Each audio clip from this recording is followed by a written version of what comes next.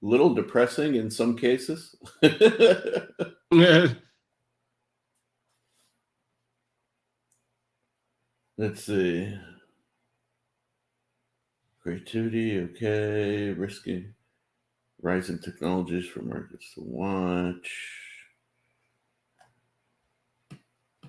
Yeah, this one I'm definitely interested in reading.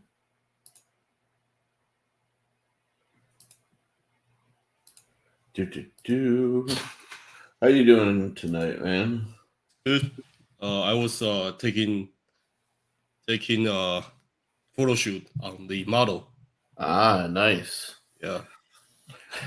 I got a couple of updates on my end.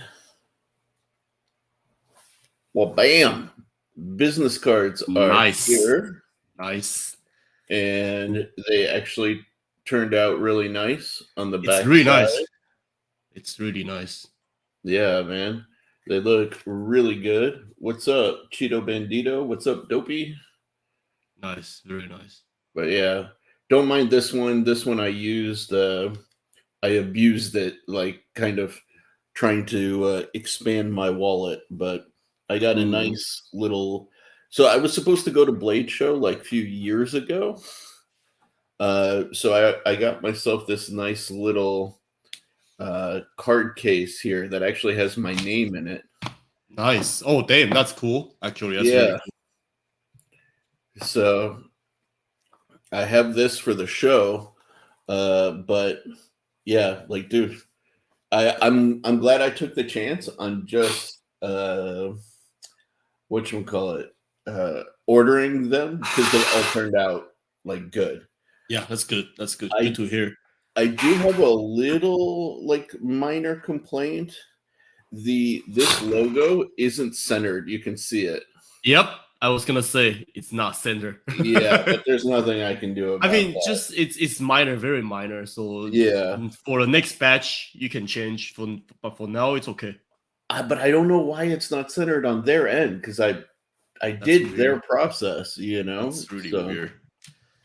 yeah, but yeah, those are here. I got all of the stickers, all of that stuff. So I am very excited about that. And also, check this guy out. I'm reviewing this Oh, that's nice. right now, but here's what's crazy is the whole thing is actuated by magnets.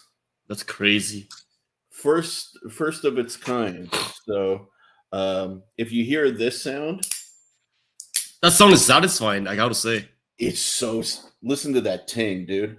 Yep, it's very satisfying. So if you hear that, just know that that's That's what it that's is. you playing with the knife. Yeah, big surprise, me playing with the knife. Yeah. No, So actually, for me, I have a few update. I mean, not uh-huh. update, but few plans on my YouTube stuff on the model. So I wanted to actually do vlog from Okay. getting Good. to like change it up because a lot of the because for me right now and also for all of us, like if we are doing like certain topic of video content, let's say you're doing knife, I'm doing models. That means I have to wait. Like every single week, I have to come up with new what does that go? I have to come up with a new, new content for model. But I don't have that much model, and I don't have that much. Yeah. And for me building the model from starting to finish, it takes time. So what I wanted to actually do is implement like a vlog, like behind the scenes Yeah. of me working or photo shooting or like interviewing people or go to or Good. go and That's what I buy. was saying. I want to see you do more of that, Yeah, like doing out of like going to toy shop or going to Frankenstein's or Burbank and pick up Yeah, yeah. new stuff Frankenstein's and Toy Arena, like Burbank or House just of talk to Comedy. Andy or just talk to Timothy about Totally. what's their why do they get into model or why do you Mm. get into model, why do you get your unicorn, well not a Yeah. unicorn, Yeah, your yeah, yeah. your MG, stuff like Yeah, that. because I'm And stupid. I wanted to give myself some pain. and of course I'm still gonna build model like Tamiya model, but it's not gonna be constant because it take time. Yeah. But I need constant content every single week. Yeah, that's dude, that's the hellacious challenge of YouTube. especially us building, especially me. I feel like especially me building model because Yeah. one model it can take up to 3 months, and I just can't pump Yeah. up that much model to review every single week. Dude, Dopey, every single one that Joe builds is a custom. Like he doesn't just build it the way that like I will build a model and just leave it as is. Joe gets into doing details, and he will add paint, he'll add, weathering, he'll do all sorts of additional levels. Yeah, for me, So, not painting the model feels like the model is naked. yeah. Exactly. I don't leave my model on paint. Like Yeah. all the model I have is almost 99% paint. Almost. Yeah. Absolutely. So tonight, which is awesome, Joe. Like that. So if you guys are really Hopefully, man. interested in, Hopefully I can, implement that behind the yeah, scenes and stuff. We'll see. I'm gonna do first tomorrow with Andy to see how it goes. We'll see. awesome, dude. I'm excited to hear that. So for tonight, we wanted to kind of take a little bit of a different tack for you guys, and we are going to go a little bit deeper down the design rabbit hole. And we have a special guest with us tonight, one of our very, very good friends. And I mean, he's not really a special guest. He was with us most of the time, but they haven't busy. met him yet, Yeah. But one of our very good friends, a very accomplished designer in his own right. Very good designer. Very good. Incredibly talented guy. Talented and very, very talented designer. Yeah, incredibly talented guy. And luckily, he was able to join us tonight. So let me introduce to you our friend Thomas. What up, yo, Thomas? Yo, Thomas, you are here. Hey. That was very generous introduction. It's very true, man. You're incredibly talented, dude. Yeah, nice to see you guys. It's been a while. Oh yeah, absolutely. Yeah. I love your stuff since Art Center, bro. Come on. Thank you. Yeah, it's been quite. I've been pretty busy with a lot of stuff, as you guys know. I got married, and now I'm it's with my wife. official, man, right? Yeah. Oh, dude, that's awesome. Yeah, I mean, you guys know the story, so yeah. I'm not gonna mention another story that you guys already heard, but it's been. If we have story time, we can do it, but there's something for more for you guys to hear, for a private session or something. yeah. But I've been pretty busy with work and just doing my own stuff, and I've been trying to organize things together for moving to different place. We're moving in to new apartment May 8th. Yeah, so dude, yeah, that's a heck of. I think you're doing it right. Like when you get married, transitioning into a new space that the two of you share together, I think is good. It signposts like a change. Right. The challenge begin, man. Yeah, you know what I mean. It's gonna be a new chapter, definitely. Yeah. With a lot of funds and a lot of roller coaster. A lot of journey that you guys have to go through. Yeah, definitely. So Thomas, why don't you tell the people who are here, like in the audience, like what's your background? Where do you work? So currently I'm working as a 3D digital modeler, in GM. Been a designer for, I think, since I graduated, so 2014 2014 was my graduation, so that's been already 8-9 years. Almost 10, yeah. Yeah, almost next 10 year will be years. 10 years. Yeah, wow, that's crazy. I'm almost hitting 10 years. Yeah. That's crazy. So, yeah, and yeah, I've been mostly in car design industry for a while. Started off with I don't know if you guys know. I mean, sure, if you know Jason Hill.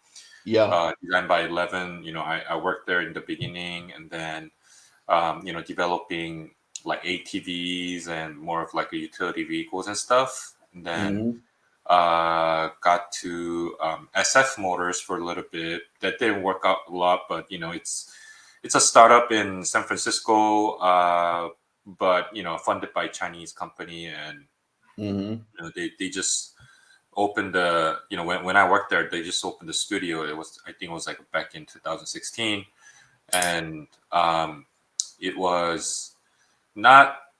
I guess I should say I learned a lot. It wasn't like a normal like a design experience per se. It's more of like how the startup with no sort of organization, how they just establish studio in California without any like car design or car development knowledge. Yeah. And I had to deal with pretty much just blank page, and Which that is was something intense. that was pretty intense and interesting. Didn't end up that well, I think. I just kind of quit in like 3-4 months, but I've learned so much because there's so many politics, I should say. Yeah, and I don't know, like if like I should get deep into it, but it's something for maybe later episode. But yeah, after that, I got into a company called ICG, ran by a designer named Dong Tran. Joe, you saw him once actually at the MR2 show, meet. The guy who brought the motorcycle. Yeah. And I know Dong as well from Art Center times. Oh, really? Dong's from CCS. Yeah, but I know him from like time when we were. Oh, okay. Yeah. Oh, yeah. I think he was like, he's a pretty young dude. I think he's only like 40 something. Yeah. But yeah, he was my boss, and he taught me a lot of depth in design, and his work ethic is crazy. So I caught on that, and then ever since I've learned a lot from him, I kind of implement that when I started my own business company called Kimagine Future, and work with like various product company, especially like companies like Samsung, or we had a company Koei. We were consulting them too, and then a lot of little startups. And that's when I met Joe through Wei. Yeah. Innovar. The way our good friend Wei. Yeah, the our way good mutual friend. the way it goes. The way And it then goes. I think that's how Sharif and I got reconnected too, because I knew Sharif for a long time in our center, but I was we were kind of on and off. Sharif, you transferred to product, so yeah, you were doing drone thingy. That's the thing I remember. Yeah, it was crazy because drone wasn't that like popular back then, and you kind of take a leap and challenge yourself to develop drone in early stage. So that was crazy. but yeah, and then pandemic hit, and my business kind of died down, so I decided to work for a company again, and I'm in GM now. So yeah, man, that's my whole background. Dude, yeah, it's crazy. Like the whole spectrum of it, like yeah. I mean, you guys have like all these great experiences too. I know,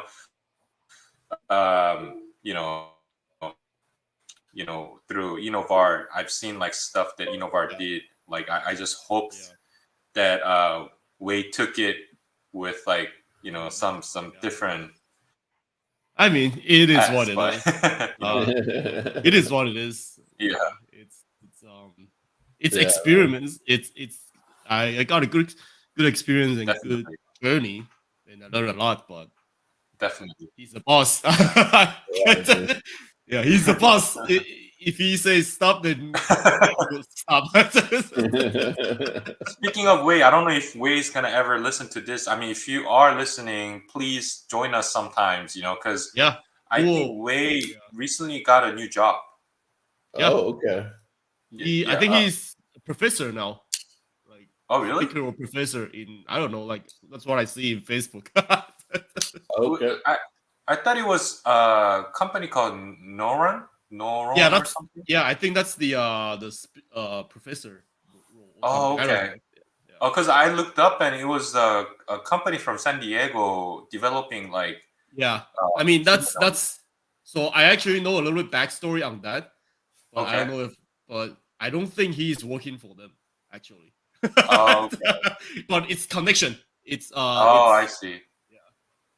So he's maybe like participating on like Yeah, some sort of participating like on program or something. program or like helping this entrepreneur and stuff. Nice. I see. Okay. Cool. Dude. And Thomas, since you and I last talked, dude, I've been so crazy.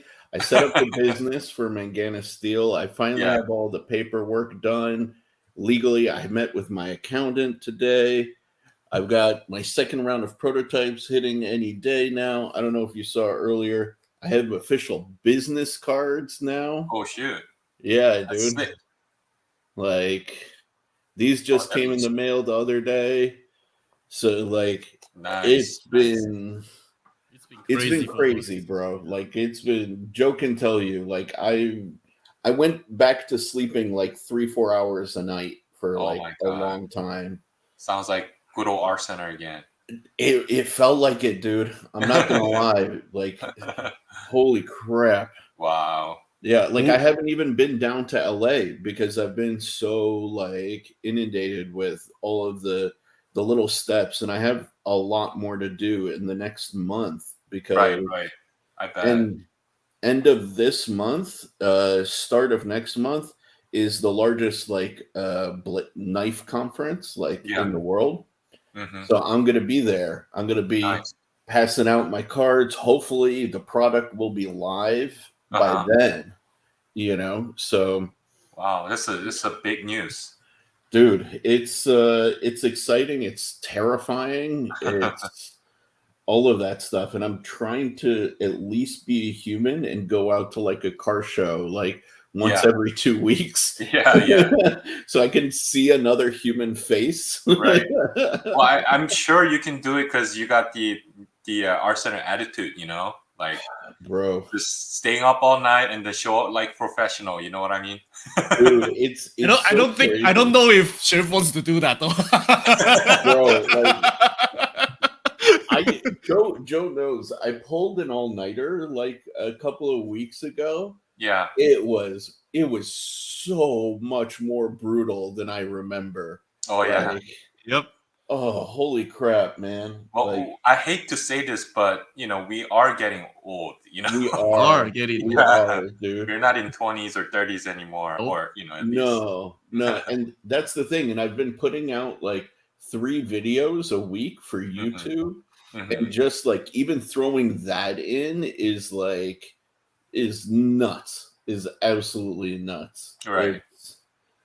Because think about it, it's 3 videos there. Joe and I are doing motorsports, so we're trying to put out like 2 videos a week, Right. So it's actually 5 videos a week that I'm putting out, plus all the business stuff. So I'm like, and I'm trying to do like I don't do that much video as Sharif because it's different content, but again, it's very scheduled and very rush.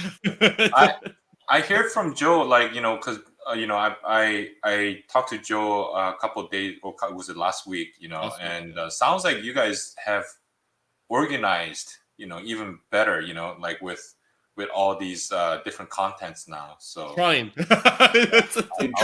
yes, is the optimal word. Yeah.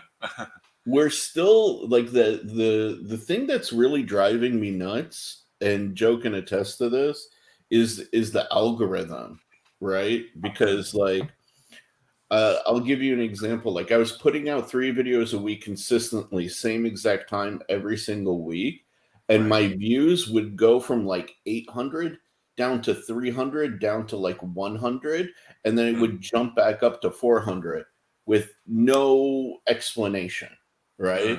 And then same with like our views on the motorsports stuff. We get like 1,000 views, and then the next video we get like 100 views.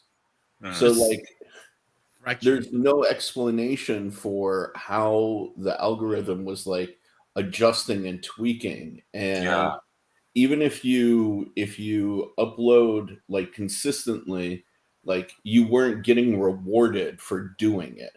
You know what I mean? Like it should give you like steady kind of like exposure and growth, and that wasn't happening. Like I plateaued on subscribers like on my channel, just like how we plateaued in subscribers with whatchamacallit, with the motorsports channel.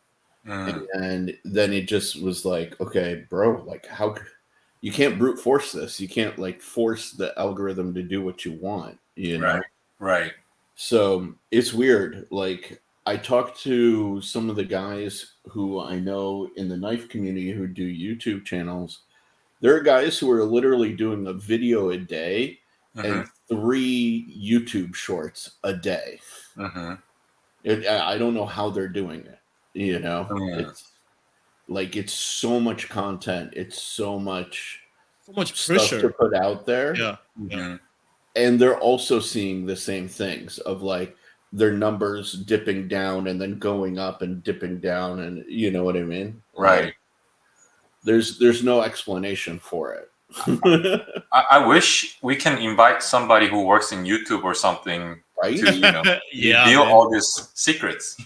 Yep. Explain to me, because like, dude, for a long time, being consistent 3 videos a week was killing it for me. I was doing like really like I gained like 600 subscribers in the span of like a month. You know? Right. And then all of a sudden it went like stop, and it just like you're like wait, what the hell is going on here? Right.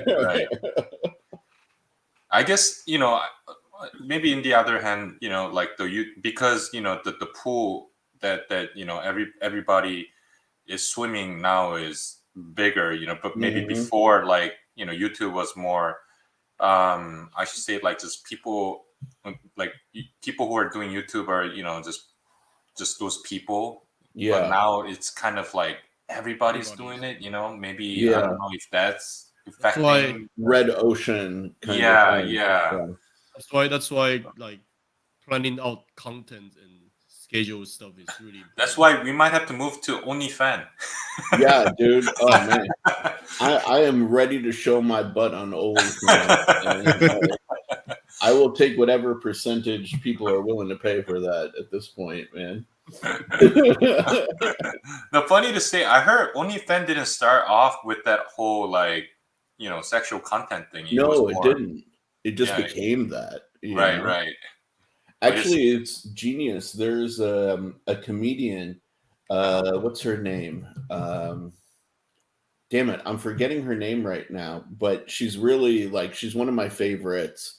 Which is funny that I can't remember her name. Right. But she recently started an OnlyFans, and she's only posting like comedic content on there. She's not showing her body. She's not doing anything sexual. She's literally treating it as like, oh, you want to see these jokes? You want to see this comedy like special?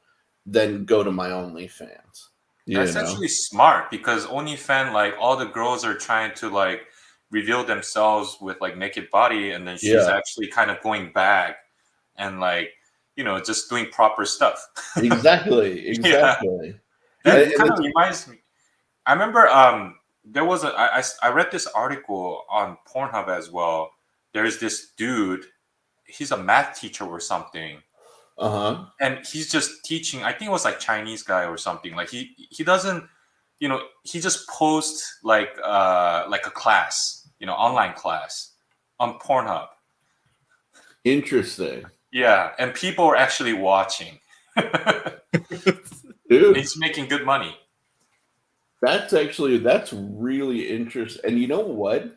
That actually plays directly into kind of like what we wanted to get into our topic today, right? Uh-huh. So I don't know if Joe told you. What up, El Cap? We have been kind of talking about designing a backpack, right? So to give like a little bit of background story, Joe and I were kind of fantasizing over this idea of doing a backpack, right? Right. And something that kind of suits our needs, because I don't know about you, but I have probably what Joe did I say, like 4 or 5 backpacks. No, we weren't counting my gun bags. So 5. No, Yeah. if you count your gun bag, it's gonna be 10. Yeah, exactly. But if we look at like the number of backpacks that I have like at least 4 or 5 guaranteed for everyday usage scenarios that each one is different for, right? And we were talking about how there's really nothing that satisfies like all the needs of an average person. And it's kind of frustrating, right? Like if you have photography, or like photographic equipment, you have one type of bag. If you are the type of person who, for example, like you, is going to go to and from work potentially on like a motorcycle, right? And all you want to carry is a laptop, maybe like a change of like clothing or something like that. That's a different type of bag, right? Or if you're traveling internationally, you don't need the change of clothes, but maybe you need your laptop, maybe you need like a Nintendo Switch, whatever. That's a different type of bag. Right. And then there's bags for like tactical purposes, fashion, like all of this stuff. And there's not one solution that covers like the gamut, know? Right. So, like I was showing Joe, for example, right? I got this bag for the conference. Oh, nice. So it's a Peak Design bag. So it's got, and Pretty Joe clean. is the one who turned me on to Peak Design. Mm-hmm. But it's got like these compartments that I can set up. So I can have like quick access to a lens. Mm-hmm. And I have like this compartment up here where I can keep other stuff, and each one of these kind of folds like origami. So you can like redefine the space inside, and they're Velcro, right?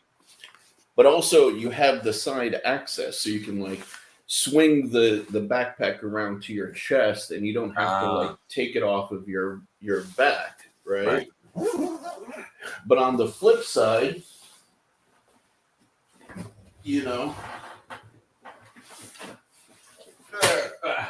when I come to LA, I've got my tactical bag. Right? So like this guy is a completely different methodology, tons of storage areas, no kind of structure to it, but I can survive for 24 hours with this bag,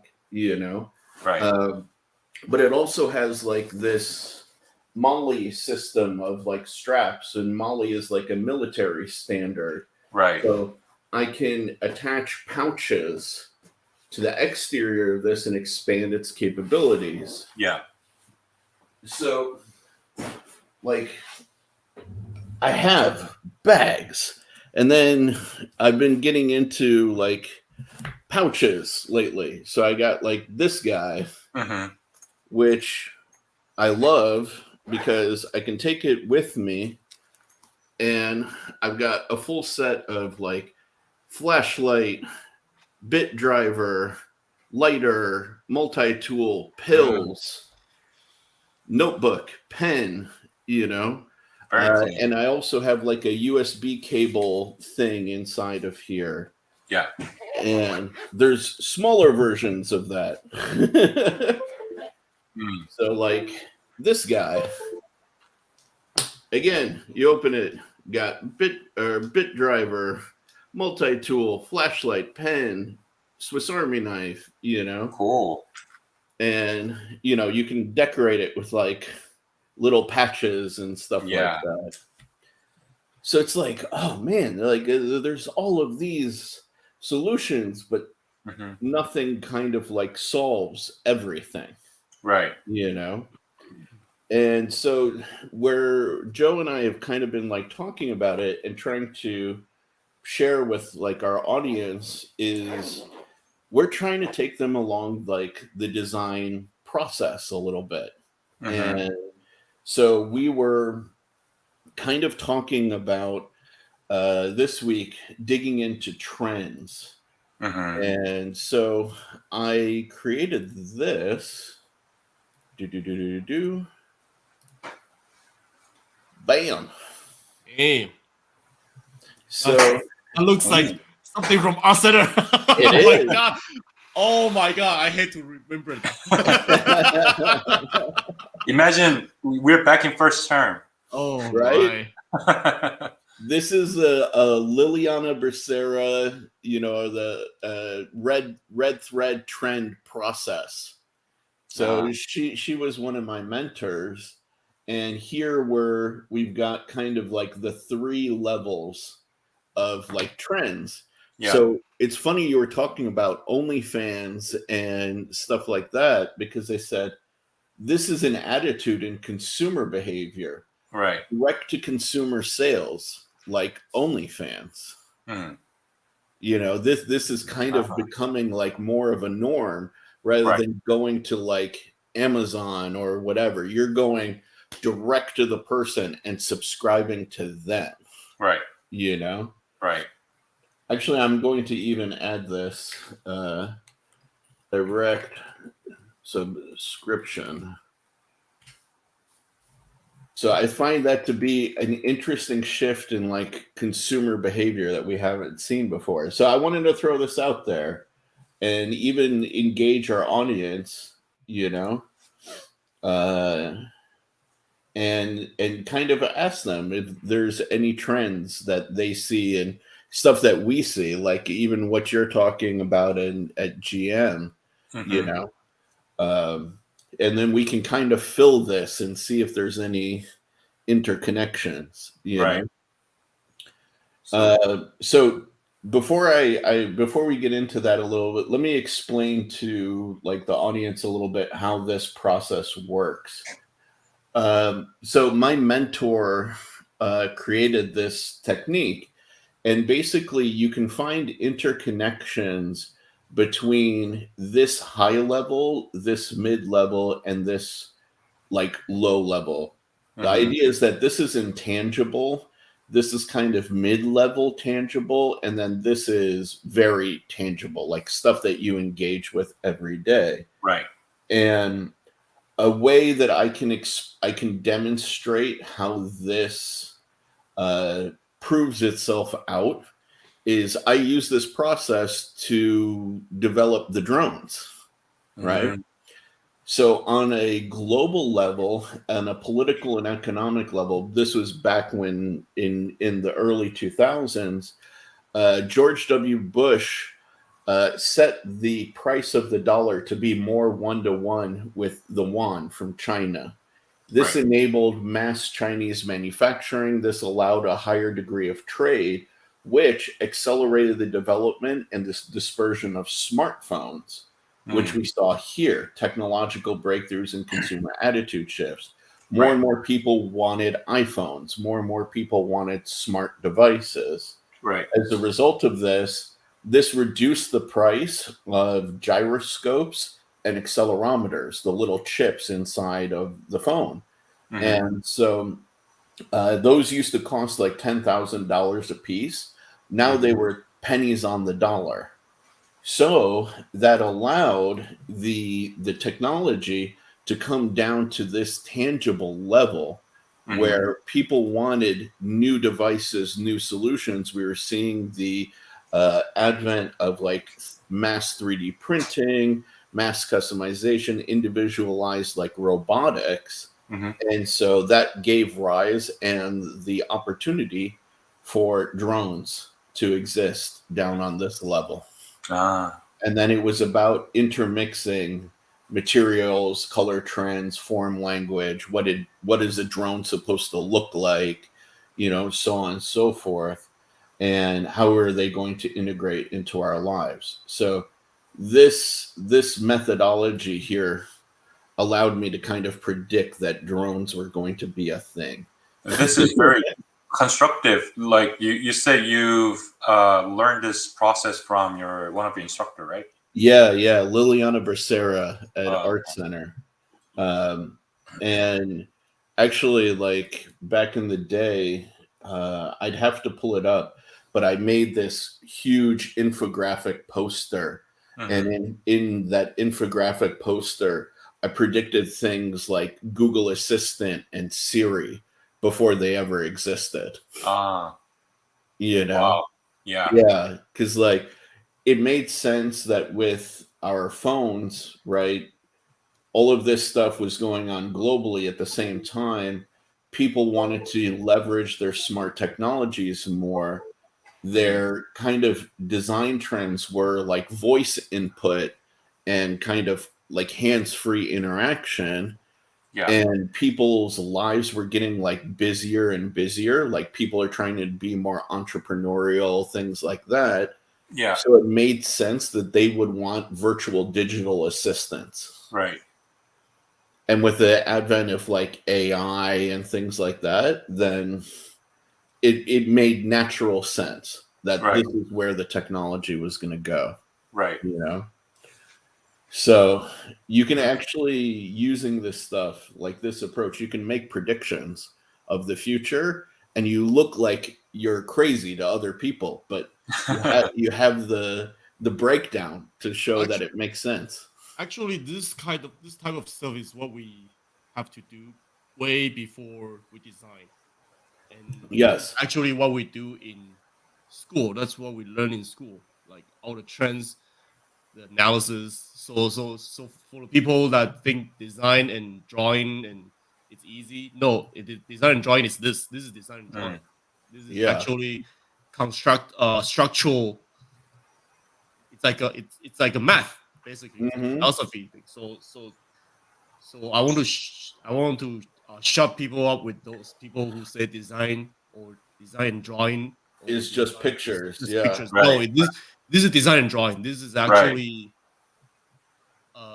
very, very, well, I won't say basic, but very base knowledge that you need to learn in order to start anything on design. Yeah. Sorry to break, but Joe, I think your microphone is like maybe distance or something. Like your voice is now is better. Yeah. No, because I have my microphone all the way out there. Oh, I see. Yeah, it was like I can feel the distance. But yeah, I totally agree with Joe. I want to add to people who doesn't understand, that people think that design is just a pretty picture. It's actually the drawing and sketching is just one of our way. I'll say it's our language to communicate with people who needs to see the visualization. But it's actually, the design is not only drawing, but it's the whole process of thinking. Yeah, like we have, starting from the research, even before research, we had to find sort of like a philosophy, like a design philosophy, right? Like really depth of the reason why we are doing this and the direction, like a vision that we're going towards to. And then, like stuff that you guys do better than actually car designers is the research, right? Like you guys really can, dive into research, and that's necessary for us to, find the niche and the success of actual design, actually we've, I studied transportation design in our center. I stepped into product classes a lot because product design class always have a really good depth of the market mapping and, I don't know what you call it, like a benchmarking and the user analysis, and car guys, they just can't wait to sketch some pretty stuff. So we didn't get to have a really big but that's what I think made Chris Bangle genius, was because he was introducing this stuff into car design. Right. Sorry to interrupt. I will be right back. Yeah. Need a private chat. Man's gotta go. You gotta go. Yeah. But so Sharif, you set this up for the backpack design that you guys are. I assume you guys already done some of the sketches with, or are you guys starting? We started talking about it, kind of in a imagine like a day one class sort of thing, right? So it was like a mix of what could be done, what is being done, but not really like getting into too much depth. So I was telling Joe that like we need to kind of, bring it back to like the methodology. Start with like trends and research rather than jumping to the solutions. Right. So I mean, this looks fun. I guess we can kind of start off with like the global trends, because I don't know how you guys kind of start off with the big picture and then kind of slowly get it into like a small detail, right? Yeah, for what's the beauty of this system is that you don't have to force yourself into one area. Yeah. But you want to fill in, like whatever you see, right? So like one of the things that one of the guys in the chat, Crispy, just said is the use of pronouns, right? So that's a lifestyle trend, like it's a shift in kind of culture, I see. right? Where we don't know if that may have an impact on like the final design, right? But it is something to note, right? However we feel about it, also, okay, because like it annoys me personally, but you have to recognize it's something that's happening. I see. Okay. And then Maddie also said making working from home easier. So electronics, lifestyle items, apps. I would say that this is a shift in like consumer attitude, right? Because it's not ground level. It's definitely like mid level, right? Yeah. So working from home is definitely a big consumer attitude shift right now. Yeah. I was looking at more of the global trends, thinking that we have to kind of start off with that, but well, yeah, like so for here we can say something COVID, right? So you can make a connection to say like COVID shifted people to working from home, right? Right. So like for example, like as things progress, right? We would say add a link. Actually, no, sorry, not link. What's the? We can generalize that COVID by, I don't know, like what's the word? Maybe disease or something. I don't know. Yeah, like or pandemic. A pandemic. Yeah. So then here, what we can do is, as we progress, we can show that there's a connection between pandemics, right? Actually, we can do this, and working from home, and then maybe that begets us like another trend down here, maybe this should this be scientific, or maybe it should be environmental? I don't know. I would put it in a scientific just because I think environmental, It's more like pandemic. I global feel like warming. it's more artificial. Like people had created these disease. I believe. Yeah, environmental is more like global warming and maybe climate change. Actually, yeah. Let's put that as climate change. There we go. And when I was looking at political, like Putin, like war, like extremist, like, or yeah, I don't know, far right, or I don't know, like it's more even though than far right, because we're like even France, like Macron, he is not far right. He's like pretty well left. And he right now in France is going all sorts of dictator level, know.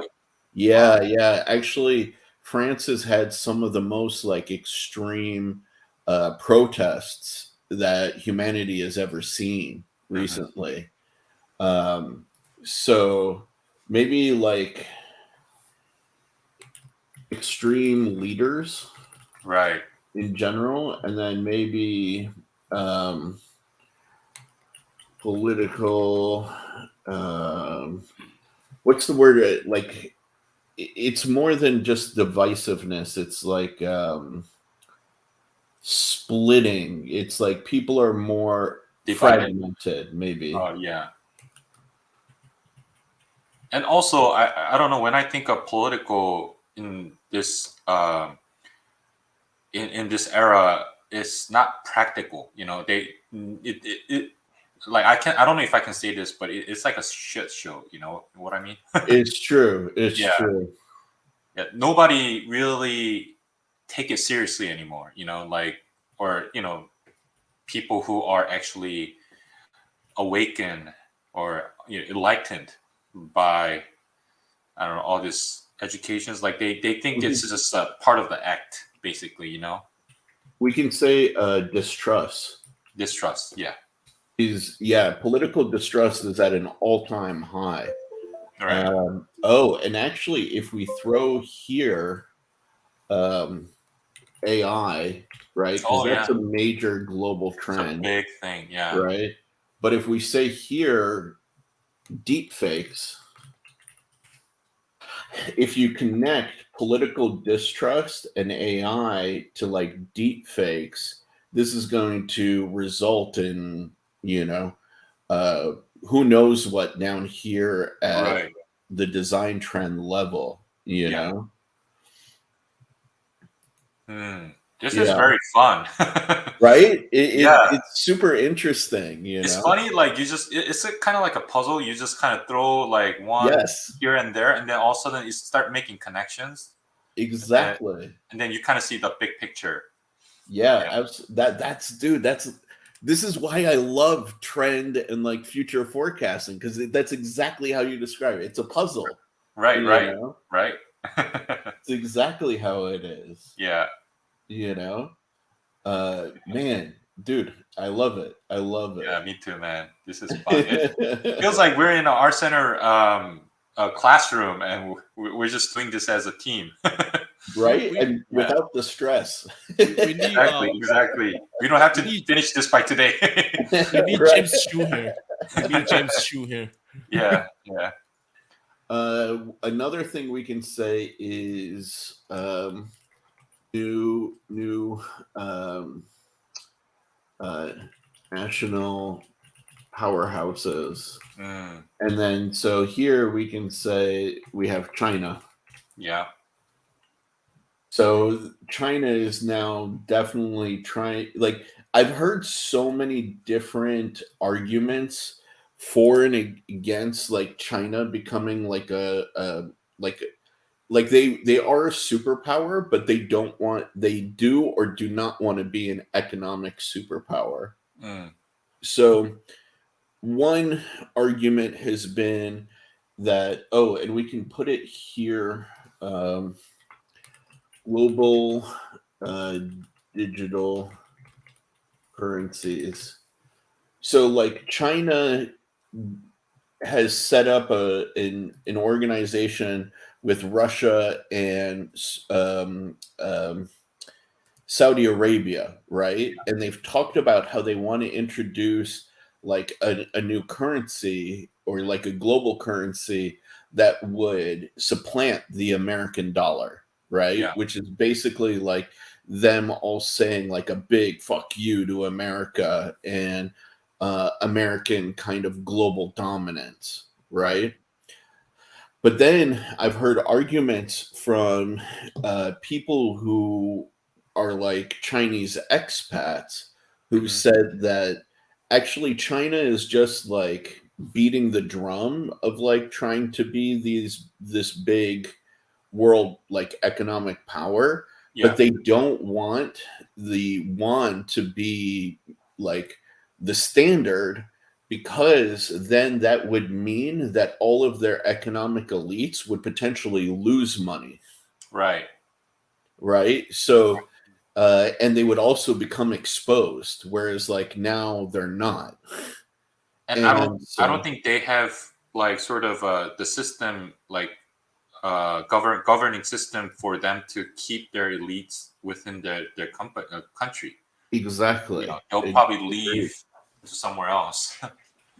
Yeah, and like it's really really interesting like how it's like they're on one foot they want to threaten the US and say you can't bully us, but on the other hand they kind of don't want to take the power from the US because that insulates them. It's like this weird back and forth, you know, that everybody's playing. So I don't know, man. Like that's pretty interesting. Yeah. I also want to put under economics. I was gonna say inflation.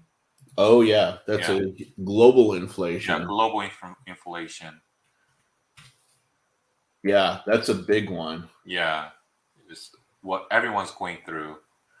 Yeah. Hey guys in the chat, please, by all means, you're more than welcome, you know, keep on throwing out suggestions there. We've already added a few from you guys. But one of the guys, Dopey, who's a buddy from the knife community, he asked, for example, with the usage of pronouns directly relate to more unisex designs being more successful. And that's a very real possibility. Yeah.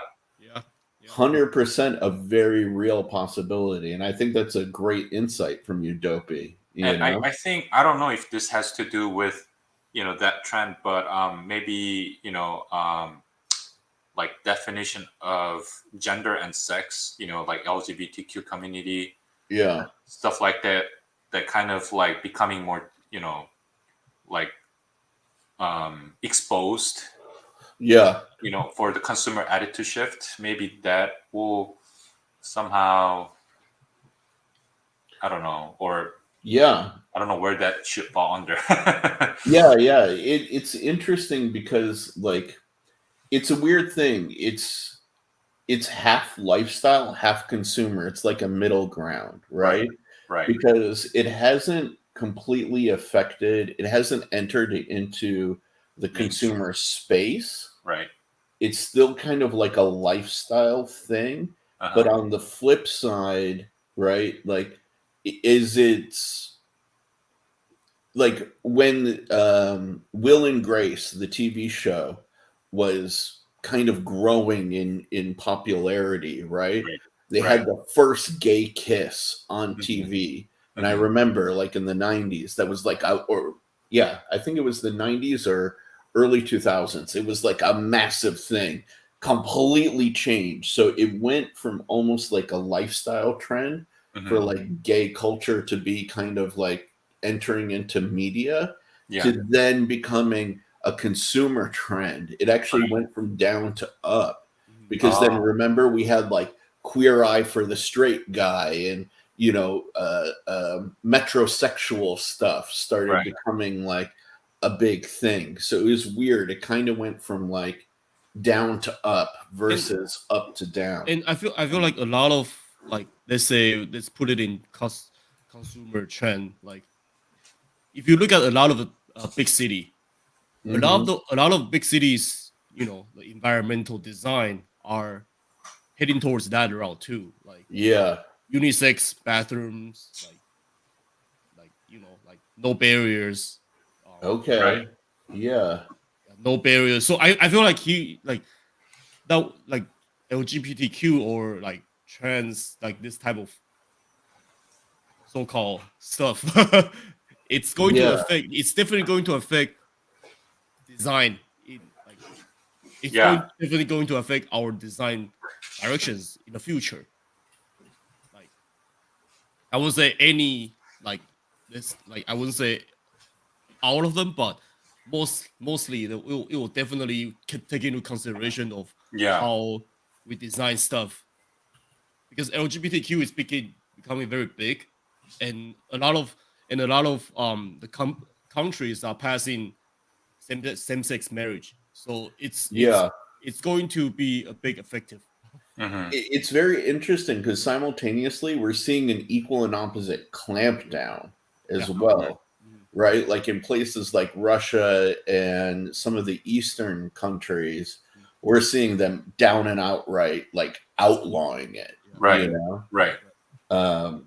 Now, what's really interesting, I don't know if you guys followed this, but if you see Crispy mentioned about Budweiser, have you guys followed the news about that? Yeah, I heard. Oh, what's going on? Okay, so basically, Joe, Budweiser hired this or had this new lady in for their like VP of marketing, right? Just like everybody else, she said Budweiser needs to embrace wokeness, you know, and woke culture, and you know, we need to change the brand image of Budweiser from this like frat boy, you know, kind of image. Okay. Right? Yeah. So they basically did a branding deal with a transgender person. Okay. And this guy, he's become very famous on TikTok for like transitioning and documenting his transition from being a dude to a woman over the course of like the last year. And bro, the backlash was monumental. I mean, it really. I'm underselling it. Yeah. Right.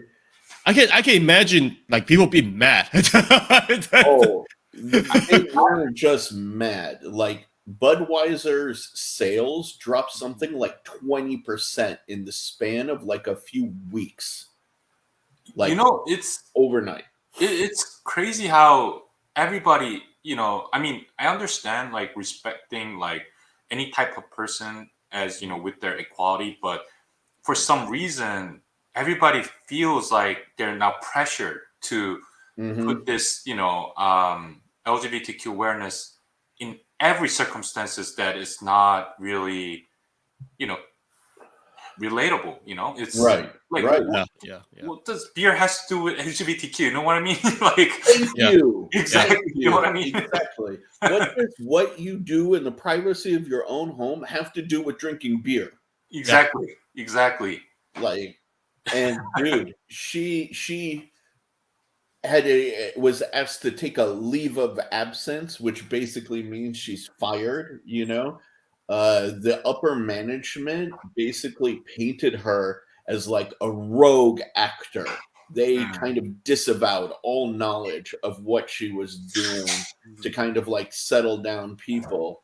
Right. But dude, like, holy crap, was the backlash strong. And I don't blame the people on some level. Yeah. Because like just like Thomas said, what does drinking beer have to do with your sexuality and your preferences? Exactly. You know? And the thing is, why I don't get why they wanted to change to that route. Part of this is part of the problem with like the wokeness, right? And actually, maybe we should change this from LGBTQ awareness to wokeness. Wokeness sounds better. Yeah. Right? Like the problem with wokeness is it infiltrates and wants to infiltrate every part of everything that we do. And it seems very superficial from my perspective. Right. You know? Right. Again, what does, like, I don't care who drinks what beer.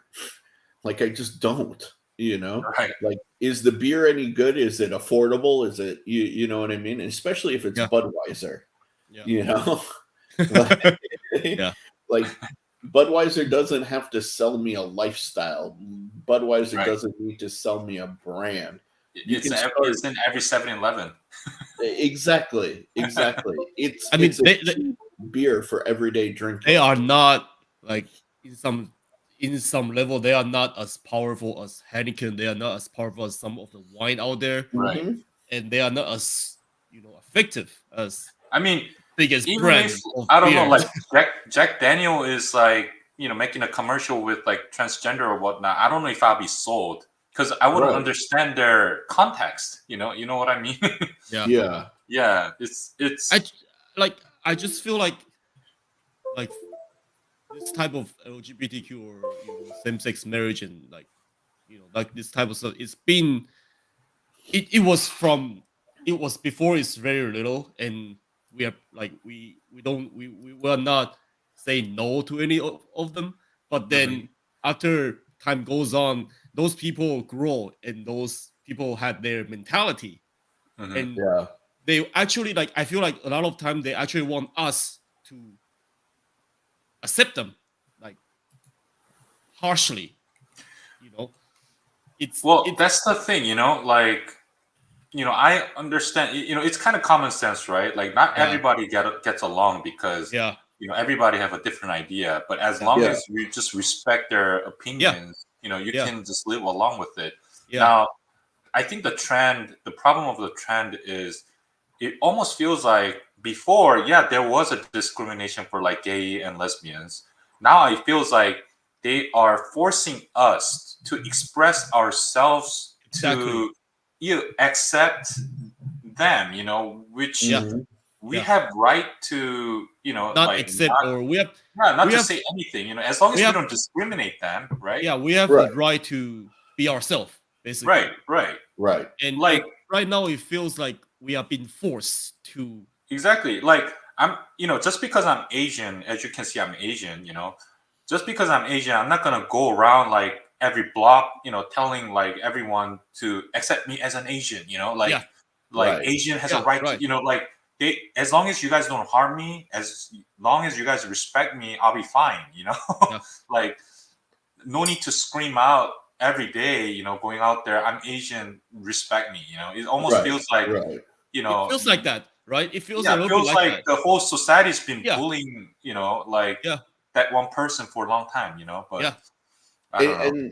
And that's kind of the problem right now, and that's why I added this consumer attitude shifts, accommodating the minority over the majority, right?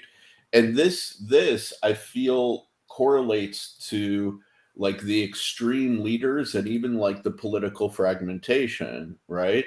If you think about your average person is pretty middle of the road, right? Like, I like Chris Rock said it years ago in one of his stand-up like skits that he was doing. He's like, I got some shit that I'm liberal about, and I got some shit that I'm conservative about, you know? And I feel everybody falls into that category. Right. We didn't need to shove it down every person's throat. Right. And that seems to be what is happening here as like a trend, that the minority is getting this loud voice and it's forcing the majority to accommodate them, and it's not a healthy thing, right? It's not healthy growth as exactly majority of the world. Yeah, absolutely. I would What like up, to. Milton? I would like to mention one thing under technological breakthrough. Yeah. I also, thinking of China, especially, I was thinking national monetization, Mm. or like I'm pretty sure America is doing the same thing, but less of like exposed, but like everybody's information is pretty much online. You know, So if I'm I sure some hacker can hack us right now too. actually this reminds me, I mean, not to mention Google and Amazon, they are all listen to us I know. on our Yeah. phone. But Yeah. actually, Western Digital has been hacked few weeks ago. American company has been hacked few weeks ago about the security, and a lot of the data that a lot of the Can leak, customers' data has been wiped Yeah. Yeah. and been stolen. So I would say this is actually a global security issue that we are facing. Oh yeah. Yeah. Absolutely. We all got to Uh, go live in actual Amazon, not the Amazon website, but Yeah, actual jungle yeah, Amazon yeah, for yeah. us to keep our privacy now. Yep. yeah. It's funny you mention that because that's one of the things that I am really really concerned about. There has been a lot of talk that we are headed towards a digital currency in the US. China is definitely been making steps towards a national like digital currency. Right. Actually, I should say, um, and the problem with that is that like you guys are talking about, it allows for a centralization of your data, right? So if the government wants to know whether or not you've paid your electrical bill, they can know it. It's in the blockchain for Yeah. the digital currency, right? Right. Which is terrifying because it also, in terms, means that there is a potential of control over you, Right. just like China has, right? Like China has, what is it called? Like, there's this segment of the population that's kind of marked as like the rejects of society, Mhm. and so, because of their AI tracking algorithms and all of this stuff, like those people can't even leave town because they have debts, right? They can't hop on a train to go somewhere else or visit family. So Right. they're like actually forced to stay in one area because their social score is low, right? And I even see. if you as like an individual interact with one of those people and they track it, your social score goes down, you know? And this going towards like a national digital currency is a step in that direction. That's kind of like connected with social media, I think. Also, I don't know if you guys ever watched the Black Mirror in Netflix series. Yeah. There's one Yeah. series that Mhm. this woman um, is. Everybody has this like social media that actually can rate each other. Yes. Yeah, I think that almost sounds like that. Where people can actually rate each other, and then you kind of carry your own score, and then Yeah. by that score you kind of become like this certain level of society, Hmm. as a person in society. So that's kind of happening already. It exists in Yeah. China right now. Like Yeah. it literally exists in China right now, and I am terrified of that coming here. You know, Hope not. because it means that like I said, like literally, you talk and spend too much time socializing with the wrong person. Uh-huh. Boom, your social score, your social credit Yep. goes down. You know, and Yeah, it's like happening in China right now. yeah, Yeah. exactly. Yeah. And that's terrifying, you know? Yeah, it's scary. Yeah, it is. So like I really hope we don't see it, but I do feel that like it's going to be offered to us as like a solution for like global inflation and like a political tool for Yeah. sure. Even extreme leader. Like, Yes. if Right. let's say if we can rate that leader. Yeah. But I mean, for leaders, they can hack or they Yeah. can manipulate. And that goes to hacking. That goes to Central's personal data. Yeah. Yeah. Exactly. Right. Yeah. So Hey, we can make guys, these connections now. yeah. Sorry to break up the party, but Yeah. I gotta bounce now. But I could come back and do more later. Absolutely. Yeah. We'll be, You're welcome you guys- anytime, man. Are you guys planning to fill the whole page tonight? Not tonight, no. but this will be like a living document where we Yeah. can Okay. continuously like add things. You Okay. know? Yeah, you give me some room so I could come back and fill in a little more later. Oh, 100%. 100. Yeah. That's the beauty of this process is that like if you really think about it, it's potentially never ending. Again, and for those of you, You know? I just want to mention for those of you who don't understand, it's okay because you might be able to, catch up when the design process goes along Right. later on down the Right. later on phase, because we will use this design this document for our design process, for our sketching, for our directions, and then Yeah. we might also be able to use it as root it back and then do it again and Right. adjusting on the fly basically. Yeah, absolutely. And the crazy part is when we like as we continue filling in like the global and consumer trends, how that manifests in like Right. the design trend level, I So- can't wait to see the whole branch sticking out, and I think this is a really amazing process. Never done this in our center, and I'm glad at least I could do it with you guys. Hell yeah. I mean, dude. Yeah. you are in our center basically. I know. You guys been to Trans Room before? I don't think you guys ever seen this type of research in like car industry. So, but thanks for having me tonight. Of course, And, man. I'll pass my part to the audience. So I hope the audience can keep on filling in some good ideas. But Absolutely. I'll come back maybe for the next week or something. Awesome, dude. You're always welcome, man. Yeah, you guys have more fun, and I'll see you guys soon. All right, later, dude. All right, late. Bye-bye. Bye.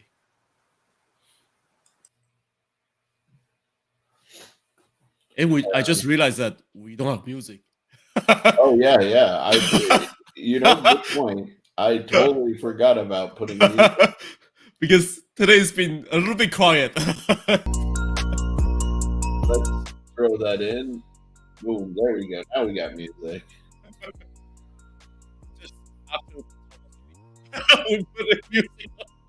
Yeah. Oh yeah, dude. Here we go. That's a good one, Dopey. Civil unrest. Is that, you know what? I almost want to say that actually should be here.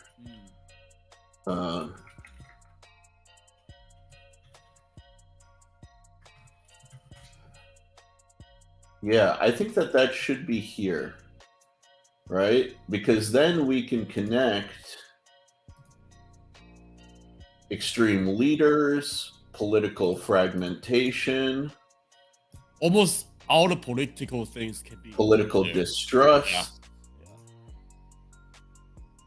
all connect to civil unrest. Dude, isn't this app amazing to be able to like visualize the process? It's making our life easier. Dude, I've had this software since Art Center, actually, and I beg them I begged them. I used to be in touch with the developers. I begged them to bring this to PC because I want to be able to take these and transfer them and work on them back and forth, regardless of the computer I'm working on. But they have you should be able to just do it by just logging the same account. As simple. No, it's a piece of software. It's not. No, I mean, if they wanted to do it, you should be able to just log in and then pop up. You know, if they wanted to do it. Oh, dude, good point, Dopey. We can actually connect global inflation too to the civil unrest. I like that. That's good thinking, my dude. And even we could connect the pandemics to that as well. Yeah. You know? Because it's not just it's not just the politics, but having to pay more for eggs, scarcity, you know? That could be thing. Scarcity mentality, right? Because now people are afraid of not having enough, and that can be connected here to the global inflation. You know, it can be connected to the pandemic as well. Right? People don't feel like there's enough to go around like they're used to, you know? So the pandemic changes. Pandemic it's a global trend, basically. It's definitely a global trend. It's not just your lifestyle, it's not just your life, but it affects 360 dimension. Yeah. And I mean, we saw it. We saw it because, like, during that time, remember, like in Los Angeles, outside of the ports, there was a line of shipments. Yeah. You know? Yeah. So it's, exactly, Dopey. The toilet paper hoarders. Yeah. You know? Yeah, that's me. Or even egg, or, you know, like, anything, any food that you can think of, like cans or noodles and flowers and all sort of things. Hey, man, there's no reason to hate America, man. Like, at all, actually. You should love design, not hate America. Yeah. This is design. This is design. Yeah, and plus, at the same time, right, like, for me, when I actually look at all of this stuff, this actually made me more patriotic because I had this argument with my dad. I said, you know, if you really think about it, is there any other nation that you would want to entrust guiding you through all of this shit more than America? Like, we have our issues, admittedly, right? But dude, think about it. Would you want to be in China during all of this shit? Would you want to be in Russia, Saudi Arabia, for my culture, Egypt or Greece? Like, hell no, right? Like, there's literally no other place that I would want to be other than America to survive all of this shit now. It actually made me more patriotic than ever before. You know, like, realistically speaking. And this is true, Crispy. That's partly why I moved out of LA into Central California, because it's not just about affecting food shortages. We saw less impact here than they did in the urban centers, but also significantly less potential for civil unrest than in, like, Joe saw in downtown LA, right? Like, Joe came with me on more than one occasion to downtown LA, and both of us felt the tension and the intensity of the environment down there post, like, George Floyd protests, post BLM protests and riots and stuff like that. And it was, Joe said it was the first time in his life that he wished he could own a gun. You know? I'm still standing my word. yeah, absolutely. You know? So from going from somebody who never owned or never thought about owning a gun to wanting a gun is a big consumer shift. So actually, like, I feel like not only downtown LA, like people in general nowadays are, I hate to say, but are stupid and dumb. Like we have been mentioned, Yes. we have mentioned this so many times, even when we play COD. yeah, it's true. And actually, that could even be something here that we can put. It's like the bold stupidity or something like that. Yeah. Something like that, you know? Yeah. Where it's like you're proud of being dumb and uninformed. Yeah. You know? And unknowledgeable. Yeah. You know? It's true, Dopey. It's actually scary how many people are of low average intelligence or below average intelligence, you know? I try to hold my tongue, but my Joe knows it. My general phrase is, I hate people. Love individuals, but I hate people. People are stupid. Yes, they are. Yeah, that's all. People are stupid. Very, very, very much so. I mean, I'm not saying my friends are dumb or anything, but just in general, people are like low educated, and they when they talk, they just don't use their brain. Yeah. They just talk whatever they want, and I feel like that's also. And I feel like that's also partially it's because of the pandemic that is causing that delusion somehow. Yeah.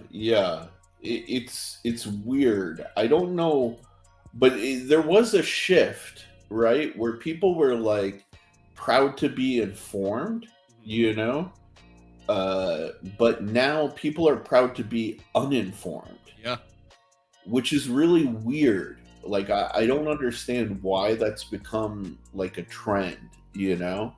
I hate to say that's a trend, but it is a trend. It is. You know, maybe it should be proud to be stupid. Yeah, there you go. Proud to be stupid. You know, something like that. But we need to also connect wokeness to the pronoun thing for sure here.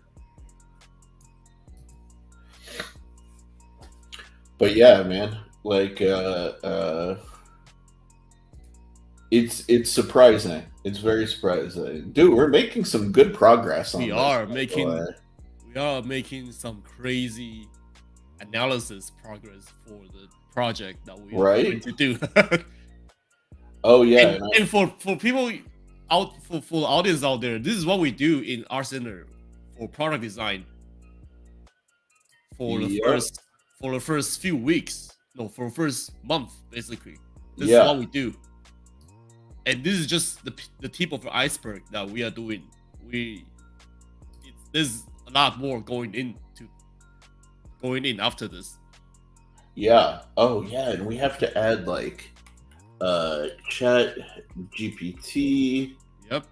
And other AI services. Speaking of Chat GPT, last week I have some, I mean not crazy, but again, people are stupid conversation with people.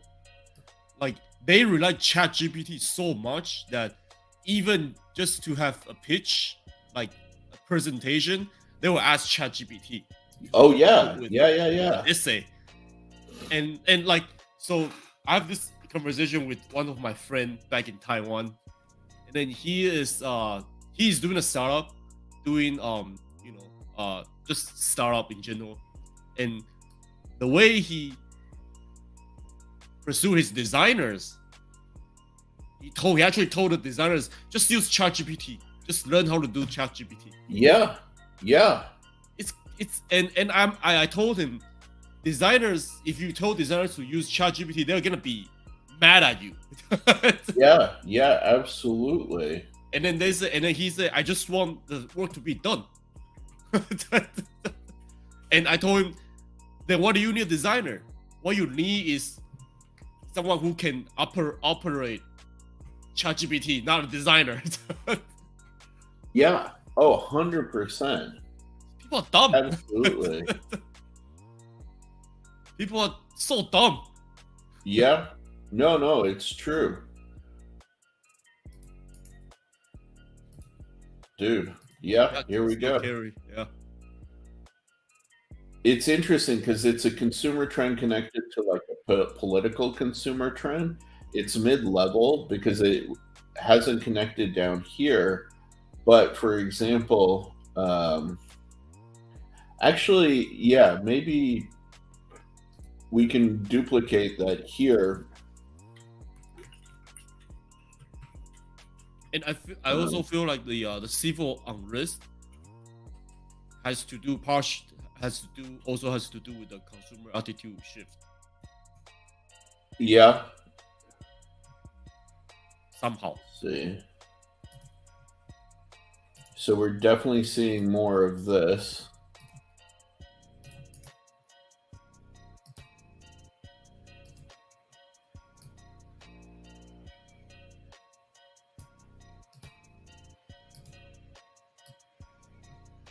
It's true though, right? And all of this is connected back, for example, to like the pandemic. Yeah.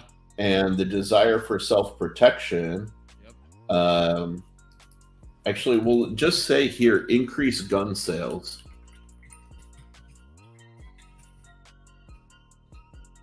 Right? Because, yeah, like there were so many new guns sold at the beginning of the pandemic. Yeah. I remember I was in line to get my Glock 26, you know, and I can't tell you how, like, literally, I was waiting in a line outside of the gun store, and the majority of the people who were there were first-time gun buyers. And I was like, oh, I just wanted to buy this because I wanted it, you know, like I wasn't buying it because of the pandemic, you know. Oh, but here we can actually connect this to extreme leaders as well, because with people like Biden, I hate to say it, he's been threatening, you know, to do like bans of whatchamacallit, of assault rifles, which isn't a real thing, right? But he wants to ban the AR-15, and every time he talks about banning, boom, there's an increase in sales immediately. And I feel like that can also go with visual language on the design trend as well. Yeah. You can get propagandas, you can get all the advertisement going on, and you can get a lot of different type of conspiracy going on. Yeah. Let's see. What should I call that though for under visual languages? Good question.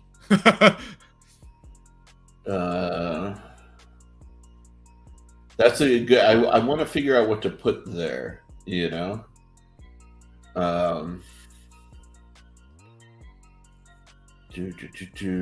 Let's see. There was something.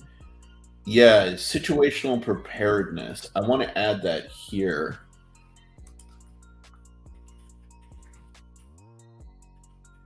Maybe definitely want to add this and connect environmental awareness for the visual language, maybe potentially. Hold on. Social behavior. And then I got to add one more, scarcity mentality. needs to connect to situational preparedness as well. So what were we saying under visual languages? I was saying social awareness. Maybe that's under lifestyle trends. Yeah. Oh yeah, there you go. Yeah.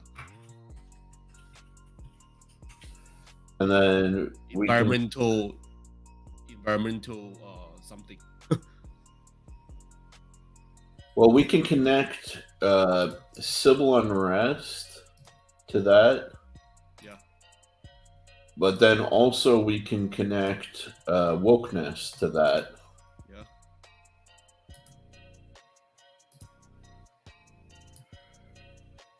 Right here. And then even scarcity mentality can connect to that.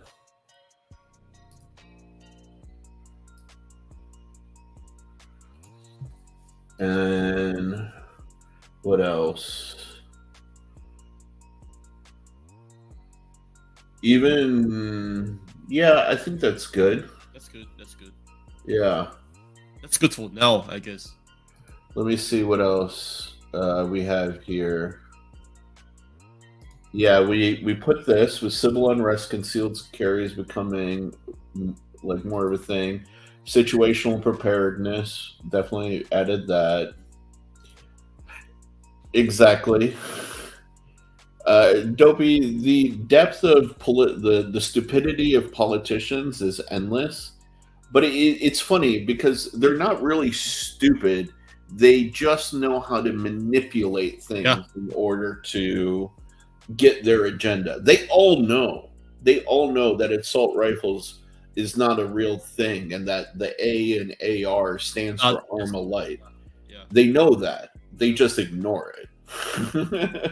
And a lot of politicians, they are playing chess, basically. Like us. Yeah. Like, so basically, they are our boss.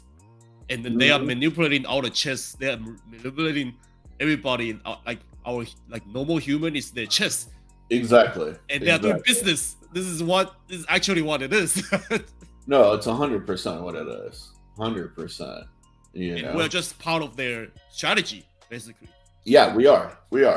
You know, it's like if you think about it, I don't know about you guys, you know, but in my school we had student government, right? Yeah. And the kids who wanted to be in student government, they were never the kids that actually cared about the student body. Oh.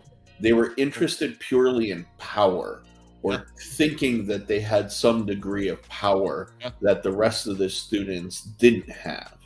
And so they would promise things to the students that they couldn't deliver. They wouldn't, you know, or they would say, oh yeah, we're going to have burgers every Friday, you know, for lunch, you know, or whatever. They promised shit. And they practiced lying to all of us from high school, you know. So it's a whole mentality that a certain segment of the population is born with, and they train in it from the earliest days of school, you know. So it is what it is, you know. But yeah, you know, and the reality is, like, this, they don't play, their donors aren't dumb either. You know, like, that's the funny thing. The donors know the real agenda, you know. And again, those are just, they buy into it. Yeah, it's just business strategy. Yeah, exactly. They know, and they have their own vested interests. So the only interest that they have is themselves.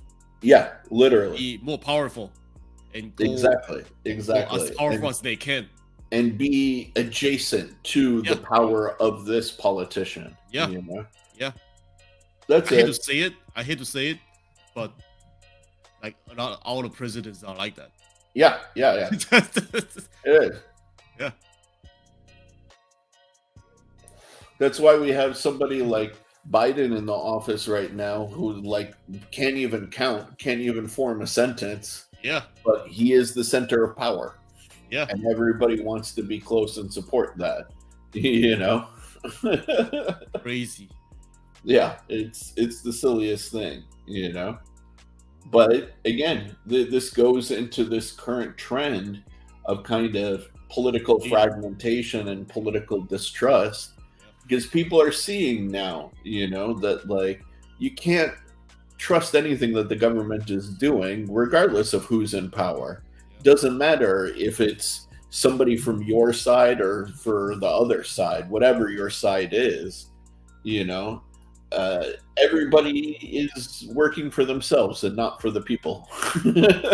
Oh, selfish and stupid and dumb. That sums up the whole thing. Exactly, 110%. You know, so it's like it doesn't, like I said, it doesn't matter which side of the political spectrum you fall under. You know. It's all the same garbage. And people might ask, so why is political trend and all this trend important for design directions and the design that we take on? Well, if you think about it, a lot of the design has to do with situation awareness, social awareness, environmental awareness, and speaking of words, old words, you know, that kind of stuff, representation of something. Yeah. And even, also sometimes even help people to live or under those circumstances. Oh yeah. Actually, I'm wondering if this actually should be here. Accommodating the minority over the majority should be under political. Yeah, it should be under civil, the political consumer. Yeah. And then we need to connect political fragmentation here, political distrust to here, right? And even extreme leaders, because the leaders are going after those last 2% of the voting public, you know. But yeah, there we go. Look at how all of this is starting to form, all of these connections, you know. I feel like design trend is missing the environmental side of things. How so? Because it has to be tangible in design trends. It has to be something that we can touch.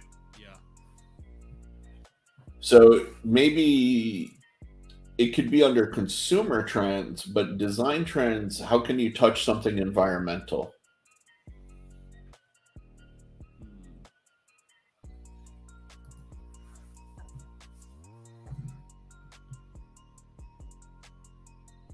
Yeah, you're right. Maybe not. That's the challenge of this, right? Is sometimes these two segments, political consumer trends and just consumer lifestyle trends, typically aren't under this category, but we have to add them because they're this mid-level now, you know, that really didn't exist 10 years ago.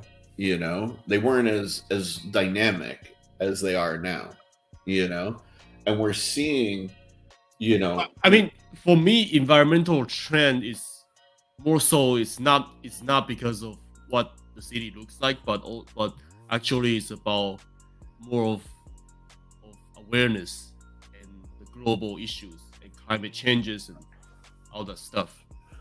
So, I mean, I guess it's in the global trend as well.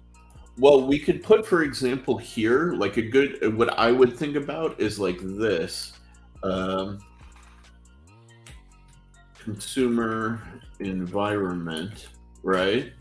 And then I would put here, urban blight. Mm-hmm.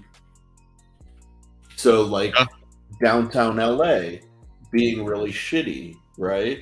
So we can connect that to here to inflation, right? We can connect that to the pandemic. Yeah. We can even connect that here to extreme leaders. And even political fragmentation.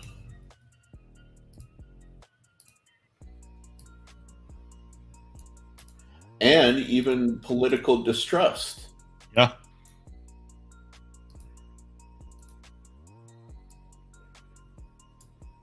Right? So yeah, like consumer environment, urban blight is definitely a huge thing. And then I would actually even connect this now to concealed carry lifestyle products. That connects everything. Yeah. Yeah. No, because I was thinking of we got to miss something around around that bigger picture of bigger scale of the city, of the world, of absolutely the country. Yeah, because of this like urban blight, along with civil unrest, along with like influences like the pandemic and all of this stuff, people want to carry and protect themselves a lot more. And people want to speak up. People want to speak up for themselves. People want to speak up for others. Maybe we can add here social. Yeah. And we can say that protests are a factor now that they weren't before, But it's weird because that's kind of civil unrest as well.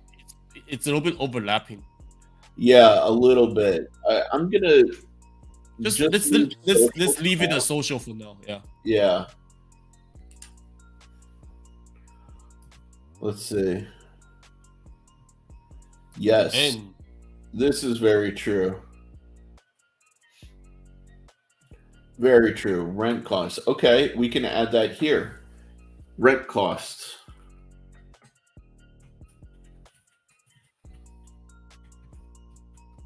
Because that is very tangible on the social side, right? It's like I need to increase my rent now.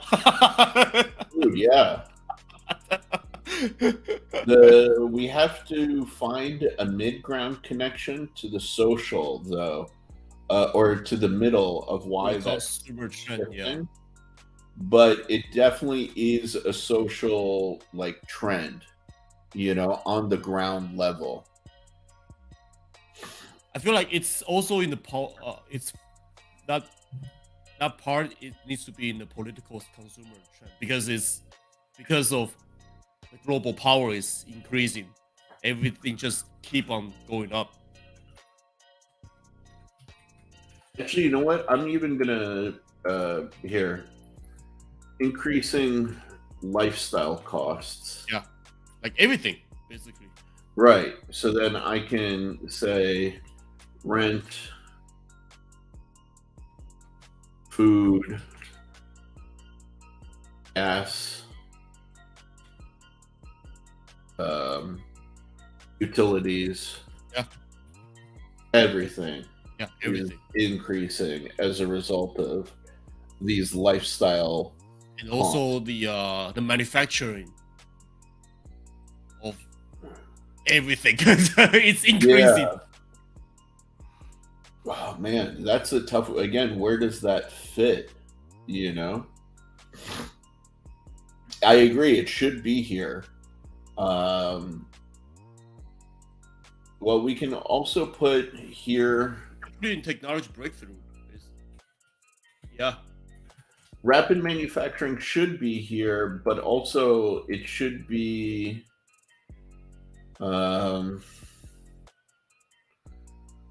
It is a shift though, and I'm not sure where that fits, like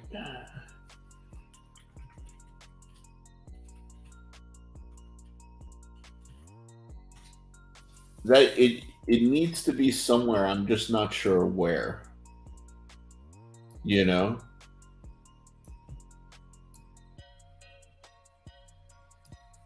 Yeah, we'll figure it out when. Yeah.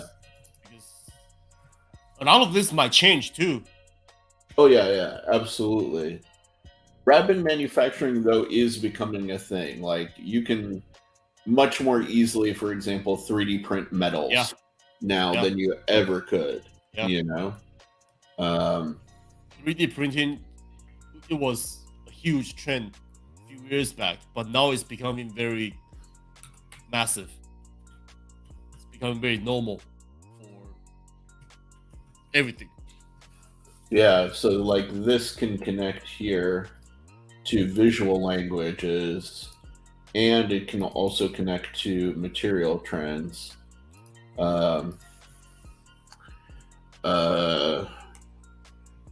3D manufacturing, plastics, and also 3D printed metals. Even wood, like you showed me before, wood can be printed too. Maybe I should put that as a polymer then. Yeah, polymer. Yeah. So we can connect this. We can connect this. Plastics, wood, carbon fiber.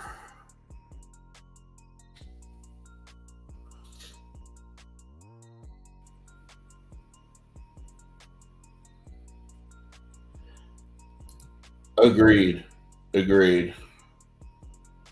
Whatever increases in manufacture does definitely need to link to inflation. That's why I'm thinking the increase in cost of manufacturing needs to be on a consumer trend level. I'm just not sure what to call it because it's not a technological breakthrough. It's not a consumer lifestyle thing. Maybe, you know what we'll do it? What we'll call it? We'll call it manufacturing trends. And then here we can add increasing cost of manufacturing. And then we can shift manufacturing, rapid manufacturing to manufacturing trends. I think that makes more sense. And then we can connect global inflation to increasing manufacturing costs. And even the pandemic to that as well.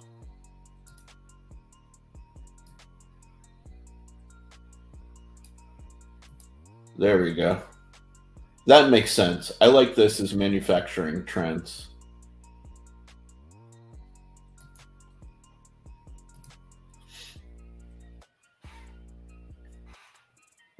Yeah, I dig it. I think that makes sense. Dude, what? I mean, wow. within 2 hours. Oh, dude, yes. Automation. Yeah. Hey, Dopey, you're good at this, my bro. You're definitely good at this, man. We should put it AI, basically. Yeah. AI. AI manufacturing, automatic manufacturing. Manufacturing and design. Yeah. Actually, I'll reverse that. Design and manufacturing. Design and manufacturing. Yep. And then we can connect. Let me select this node.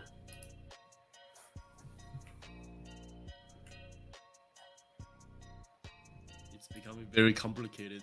Right? Come on. Let me select it. There we go. I'm going to actually expand this. I'm going to rename it. Put artificial intelligence. Yeah, so I can actually like. Yeah, you can actually click.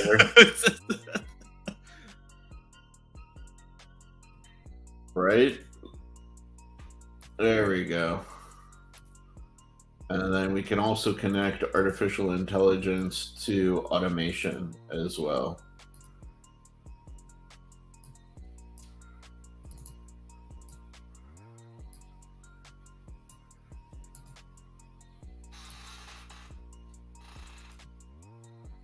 Yep. That is very complicated.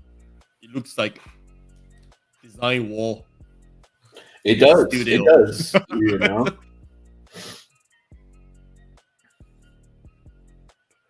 Yeah, man. That's a good question, man. That is a good question. I do think that it is part of what's happening. I don't know how to, like, this is really the takeaway, the phasing out of a physical workforce, you know. The question is, I don't know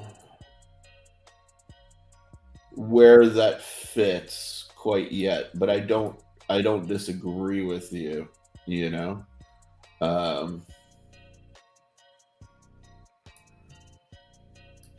There's definitely, like, the trend that we've been seeing actually for a while since Joe and I were in school has been that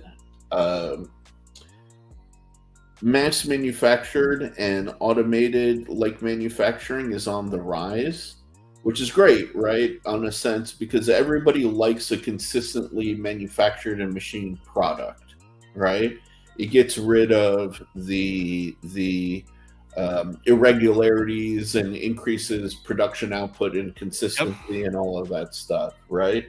But on the flip side, and we understand it from like the knife community really, really well, that there's something like, the best way I can put it is almost like there's a je ne sais quoi to having something that's made by hand, right? Yep. And we talked about this even with the advent of like digital ink, right? Like in the future, we'll get newspapers on digital ink delivered to us on our tablets and things like that. Having a physical newspaper will be a premium experience. Yeah, it kind of flipped. Right. Exactly. So it's really interesting how that's shifting, right? Sheriff, I need to go. Okay. Yeah. Again, I'll be right back. For some reason, it feels really weird right now. Yeah, it's all good, man. Sorry, guys. Yeah. It won't be happening again soon. It's all good, dude. It's all good. Go do what you got to do.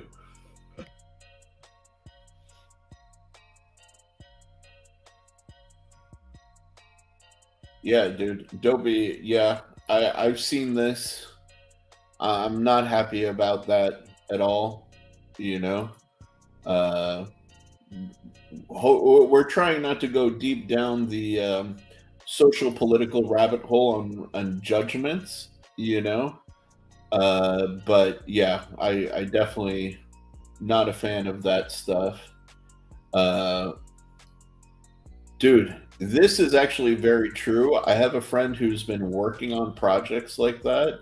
She actually is working on 3D printed livable structures for Mars, believe it or not. But that starts here on Earth and perfecting the technology. Awesome, dude. Awesome. Dude, can you believe how like much this chart is getting filled out? It's really crazy when we start looking at all of this stuff. It's really impressive, you know. Yes, we have.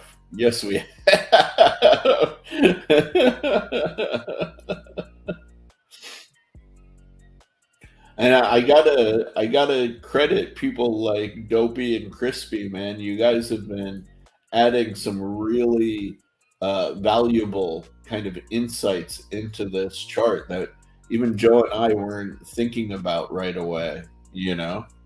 So we absolutely love that you're interacting with us on this journey, you know, because this is understanding, believe it or not, like all of this stuff, it leads to insights. Like, for example, right, what I can see right now already is, if we're talking about the backpack, we can leverage potentially like 3D printed and rapid manufactured materials to help potentially like reduce costs. We may need to have a more sort of like unisex styling so that it doesn't feel gender, but at the same time may need to have accommodations for like concealed carry and concealing sort of self-protection items on board, but having them like rapidly accessible, right? So this is where all of this sort of insights come into play on creating a new sort of insight, right? So also, for example, here under lifestyle trends, we can say YouTuber slash influencer lifestyle, and we can say blogging,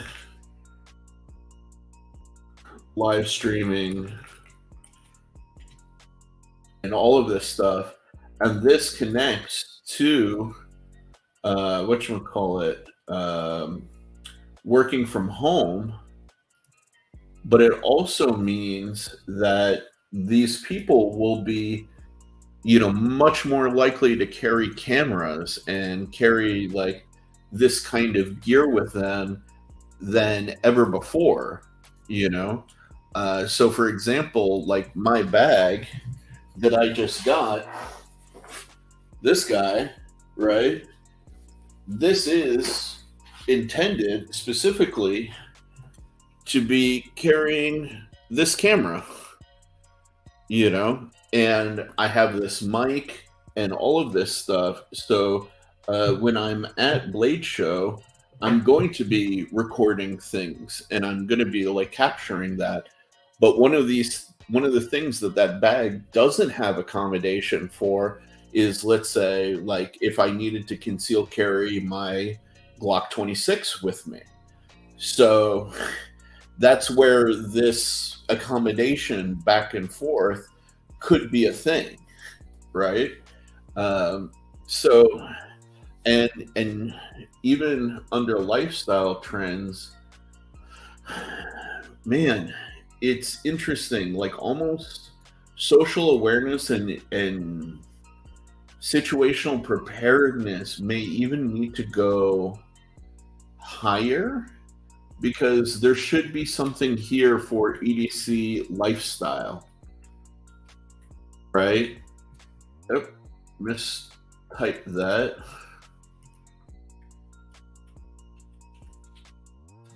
So like this should connect here, and situational preparedness also should connect here. But then also this interconnects here as well with concealed carry lifestyle and self-protection, you know? So we're starting to see that, like, hey, I was explaining to everybody, like, this is how we can start to gain a picture of where things are going, for example, right?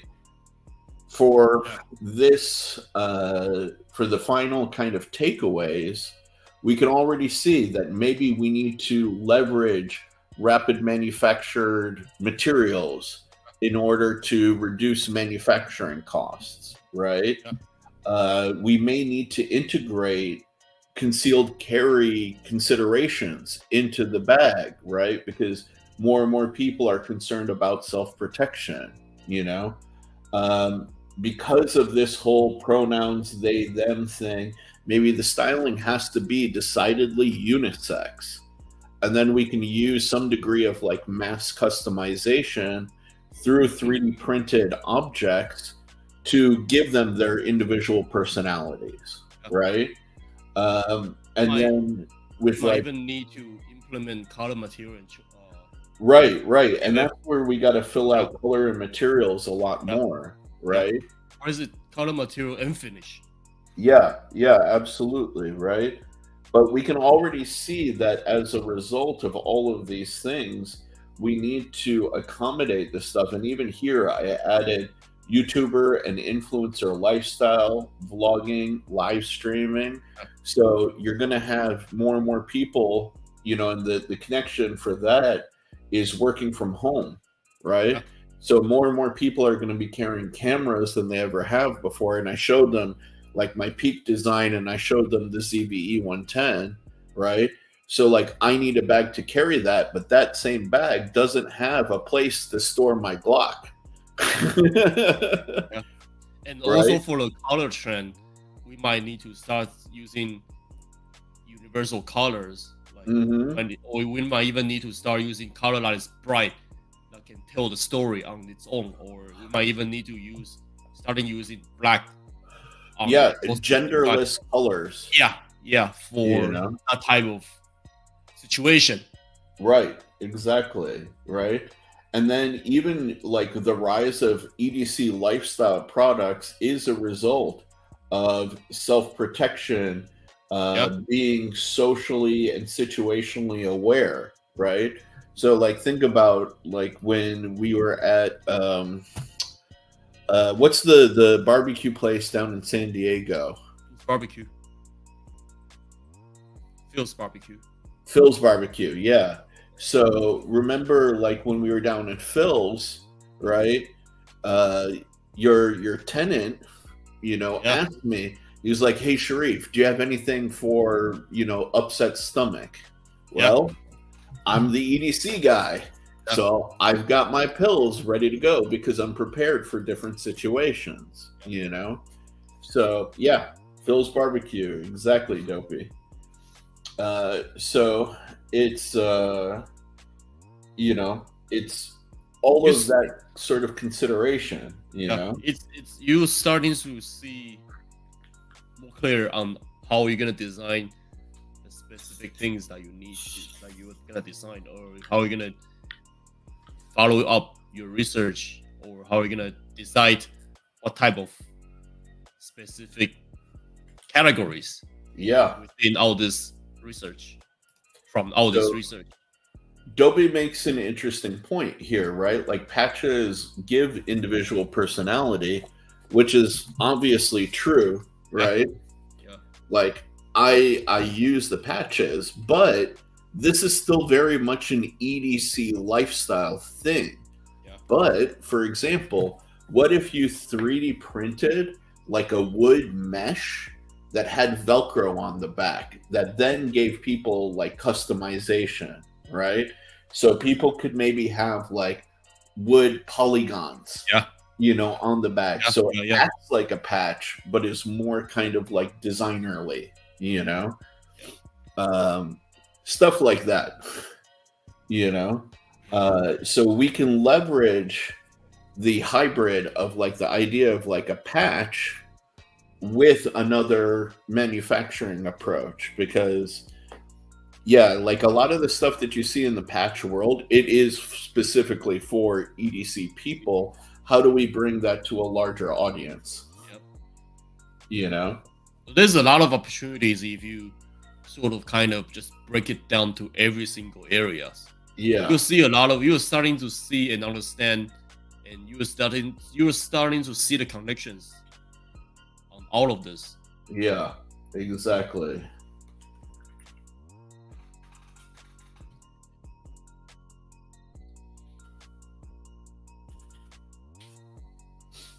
So like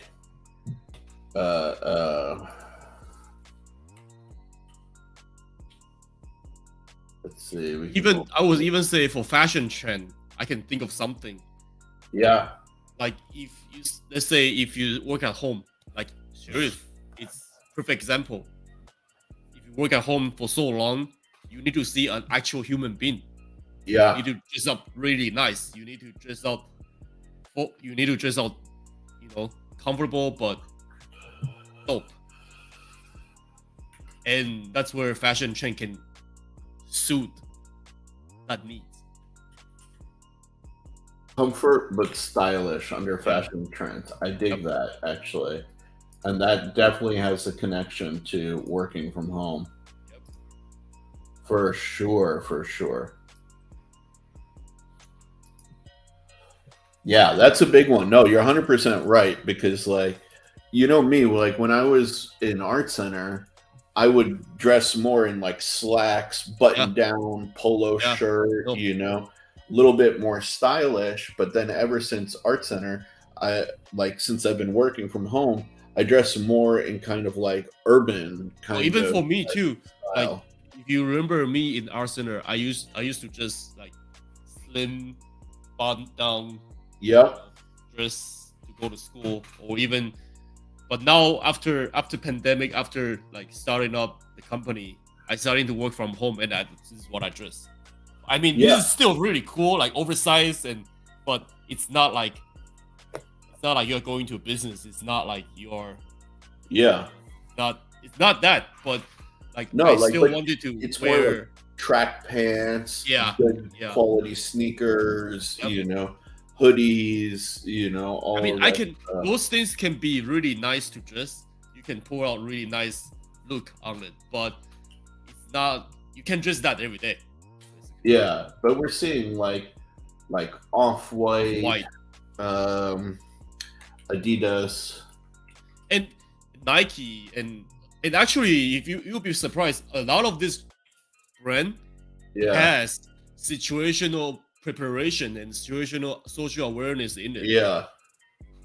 That's why I was thinking, man, maybe like situational preparedness and social awareness may need to move up here. Move up to consumer trend, and then we can have that connected too.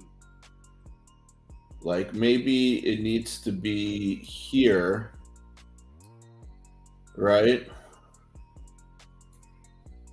And social awareness as well may need to move here, and like how that brand can use this to come up with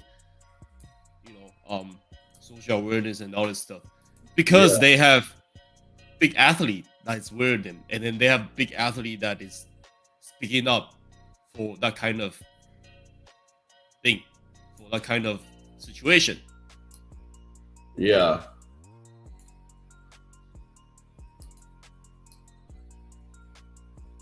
One of the biggest I can think of is Lewis Hamilton, basically. Yeah. yeah, exactly. He is very big. He's very big on human rights, social awareness, environmental awareness. And he's in Formula One, so. Yeah. And I'm just thinking here, maybe we need to readdress this actually here. So, national preparedness, increase gun sales, or this should be self-protection. Let me look at this. That should move. That can be removed, and it's getting very complicated. That can be deleted, and then this can be self-protection. There we go. I feel that that's a little bit cleaner. You have two situational preparation. Yeah, this one can go. There you go. Yeah, I think that that's a little bit more organized. Yeah. Whew. Damn, man. That is a lot.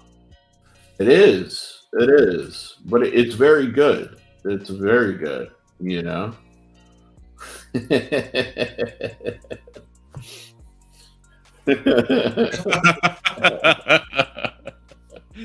Oh man, you guys are funny. Right?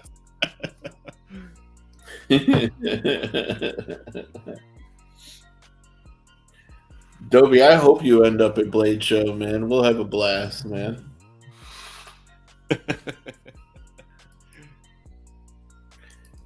Oh yeah, absolutely. Lady Boy will help you with your fashion sense for sure, Dobie. No, but yeah, I like where this process is going. Yeah, I agree. I agree completely. I think this is really strong. We're making some really good progress here as far as, you know, making these interconnections and seeing where stuff is going, you know. And dude, I'm super impressed by like the people in the chat, man. Yeah, They've yeah.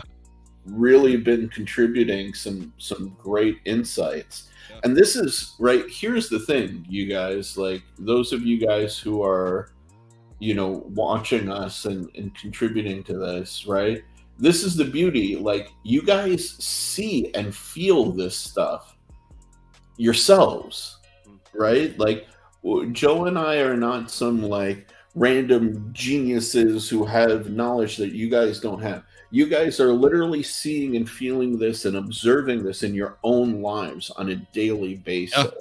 Yeah. Right.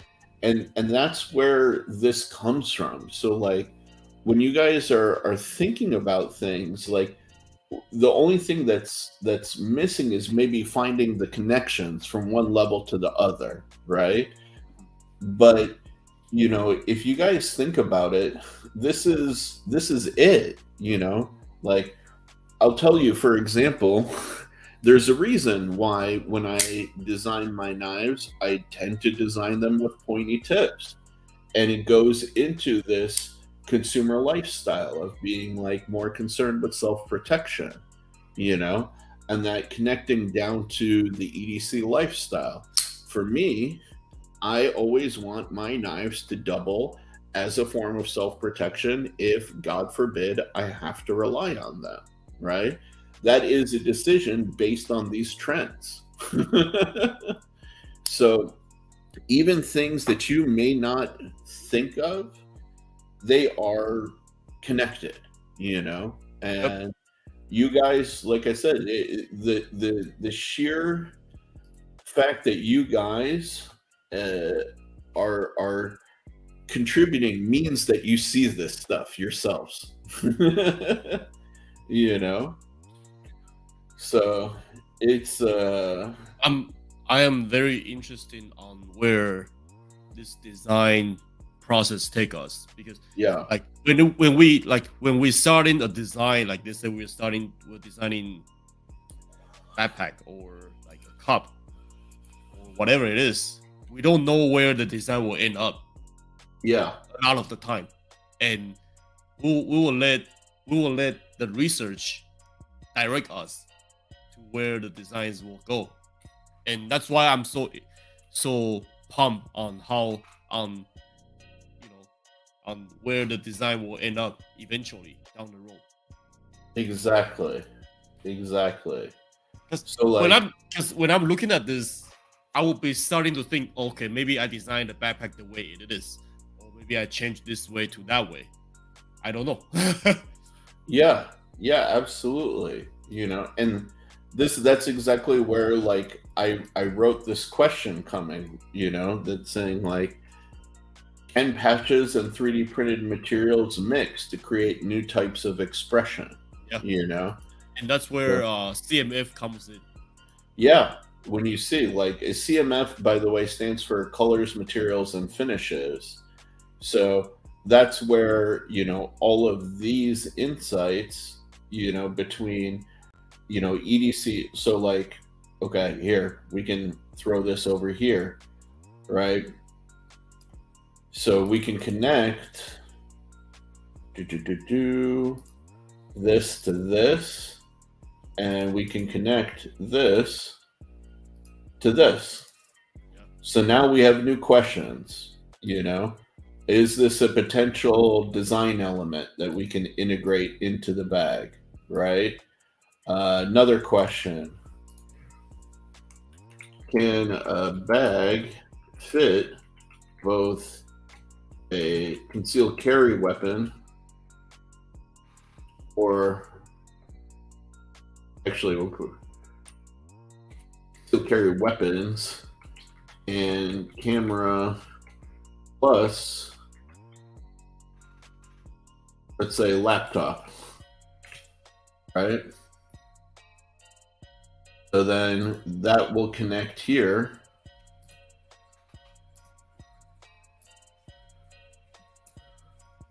to here,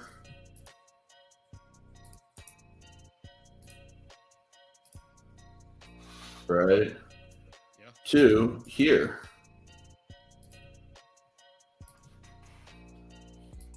So now we're starting to see, okay, we have some potential design insights that we can, you know, accommodate from all of this stuff up here, because we're seeing this.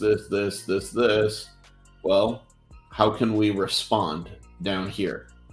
You know? As a designer, you always wanted to ask questions.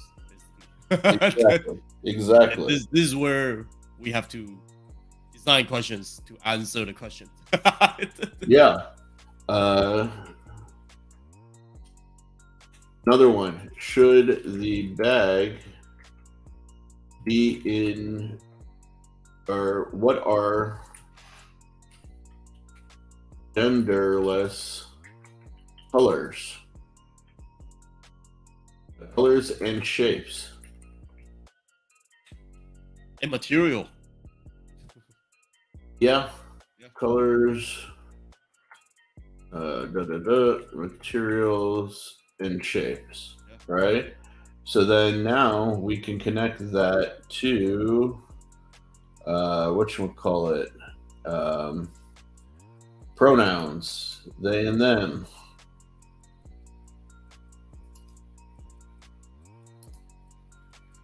Right?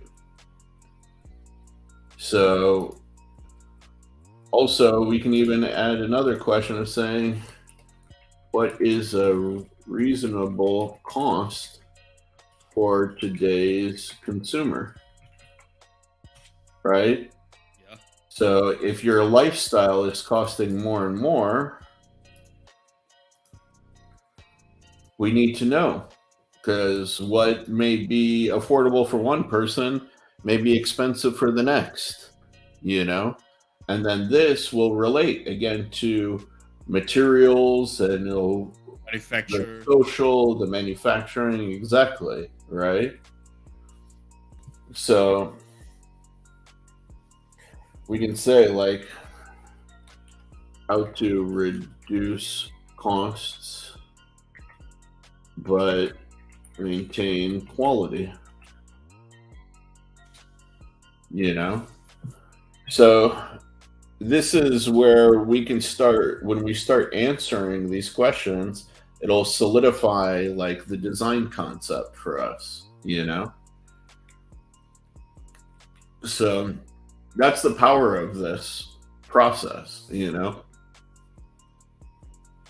And it all starts even all the way up here. You'll be surprised on how the design will end up. Yeah. Just having this as a starting ground. Yeah. Because this isn't the only filter, and we won't jump into it. So, like, our plan, by the way,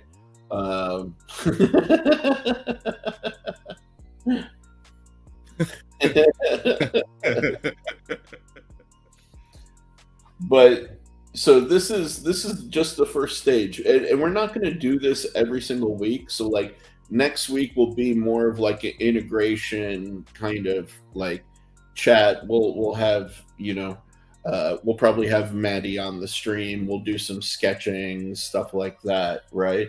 Just to kind of take a break from this, because this can get pretty intense to do week after week, right?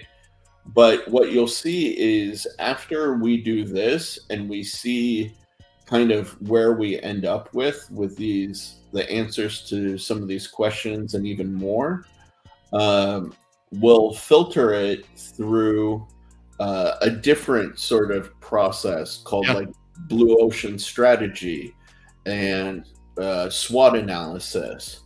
So we'll start to narrow down what it actually means to do this bag, right? And make it different than anything else that you've ever seen on the market before, you know? So we'll keep you posted, and we hope you guys will take the ride with us. But on that note, it's gonna be fun. Yeah. You can definitely see that some people are starting to fade, and people are starting to get tired. We're getting a bit tired ourselves. So because doing this it's tiring. It is. It's mentally exhausting. So thank you guys for tuning in, and we're gonna dig into more of this stuff later. But really, we appreciate you guys. But we are gonna call it a night. Sound good, Joe? Hell yeah. Thank you, Dopey. I love you, brother, man. Love you. There's a big heart for you right there, my bro. Alrighty, fellas. Go get some sleep, get some rest. And, stay tuned to Object Passion on the channel. Coming soon. Definitely see you guys next week, and I'll probably see some of you fuckers on Friday for Stevie's live. All right. Peace, you guys.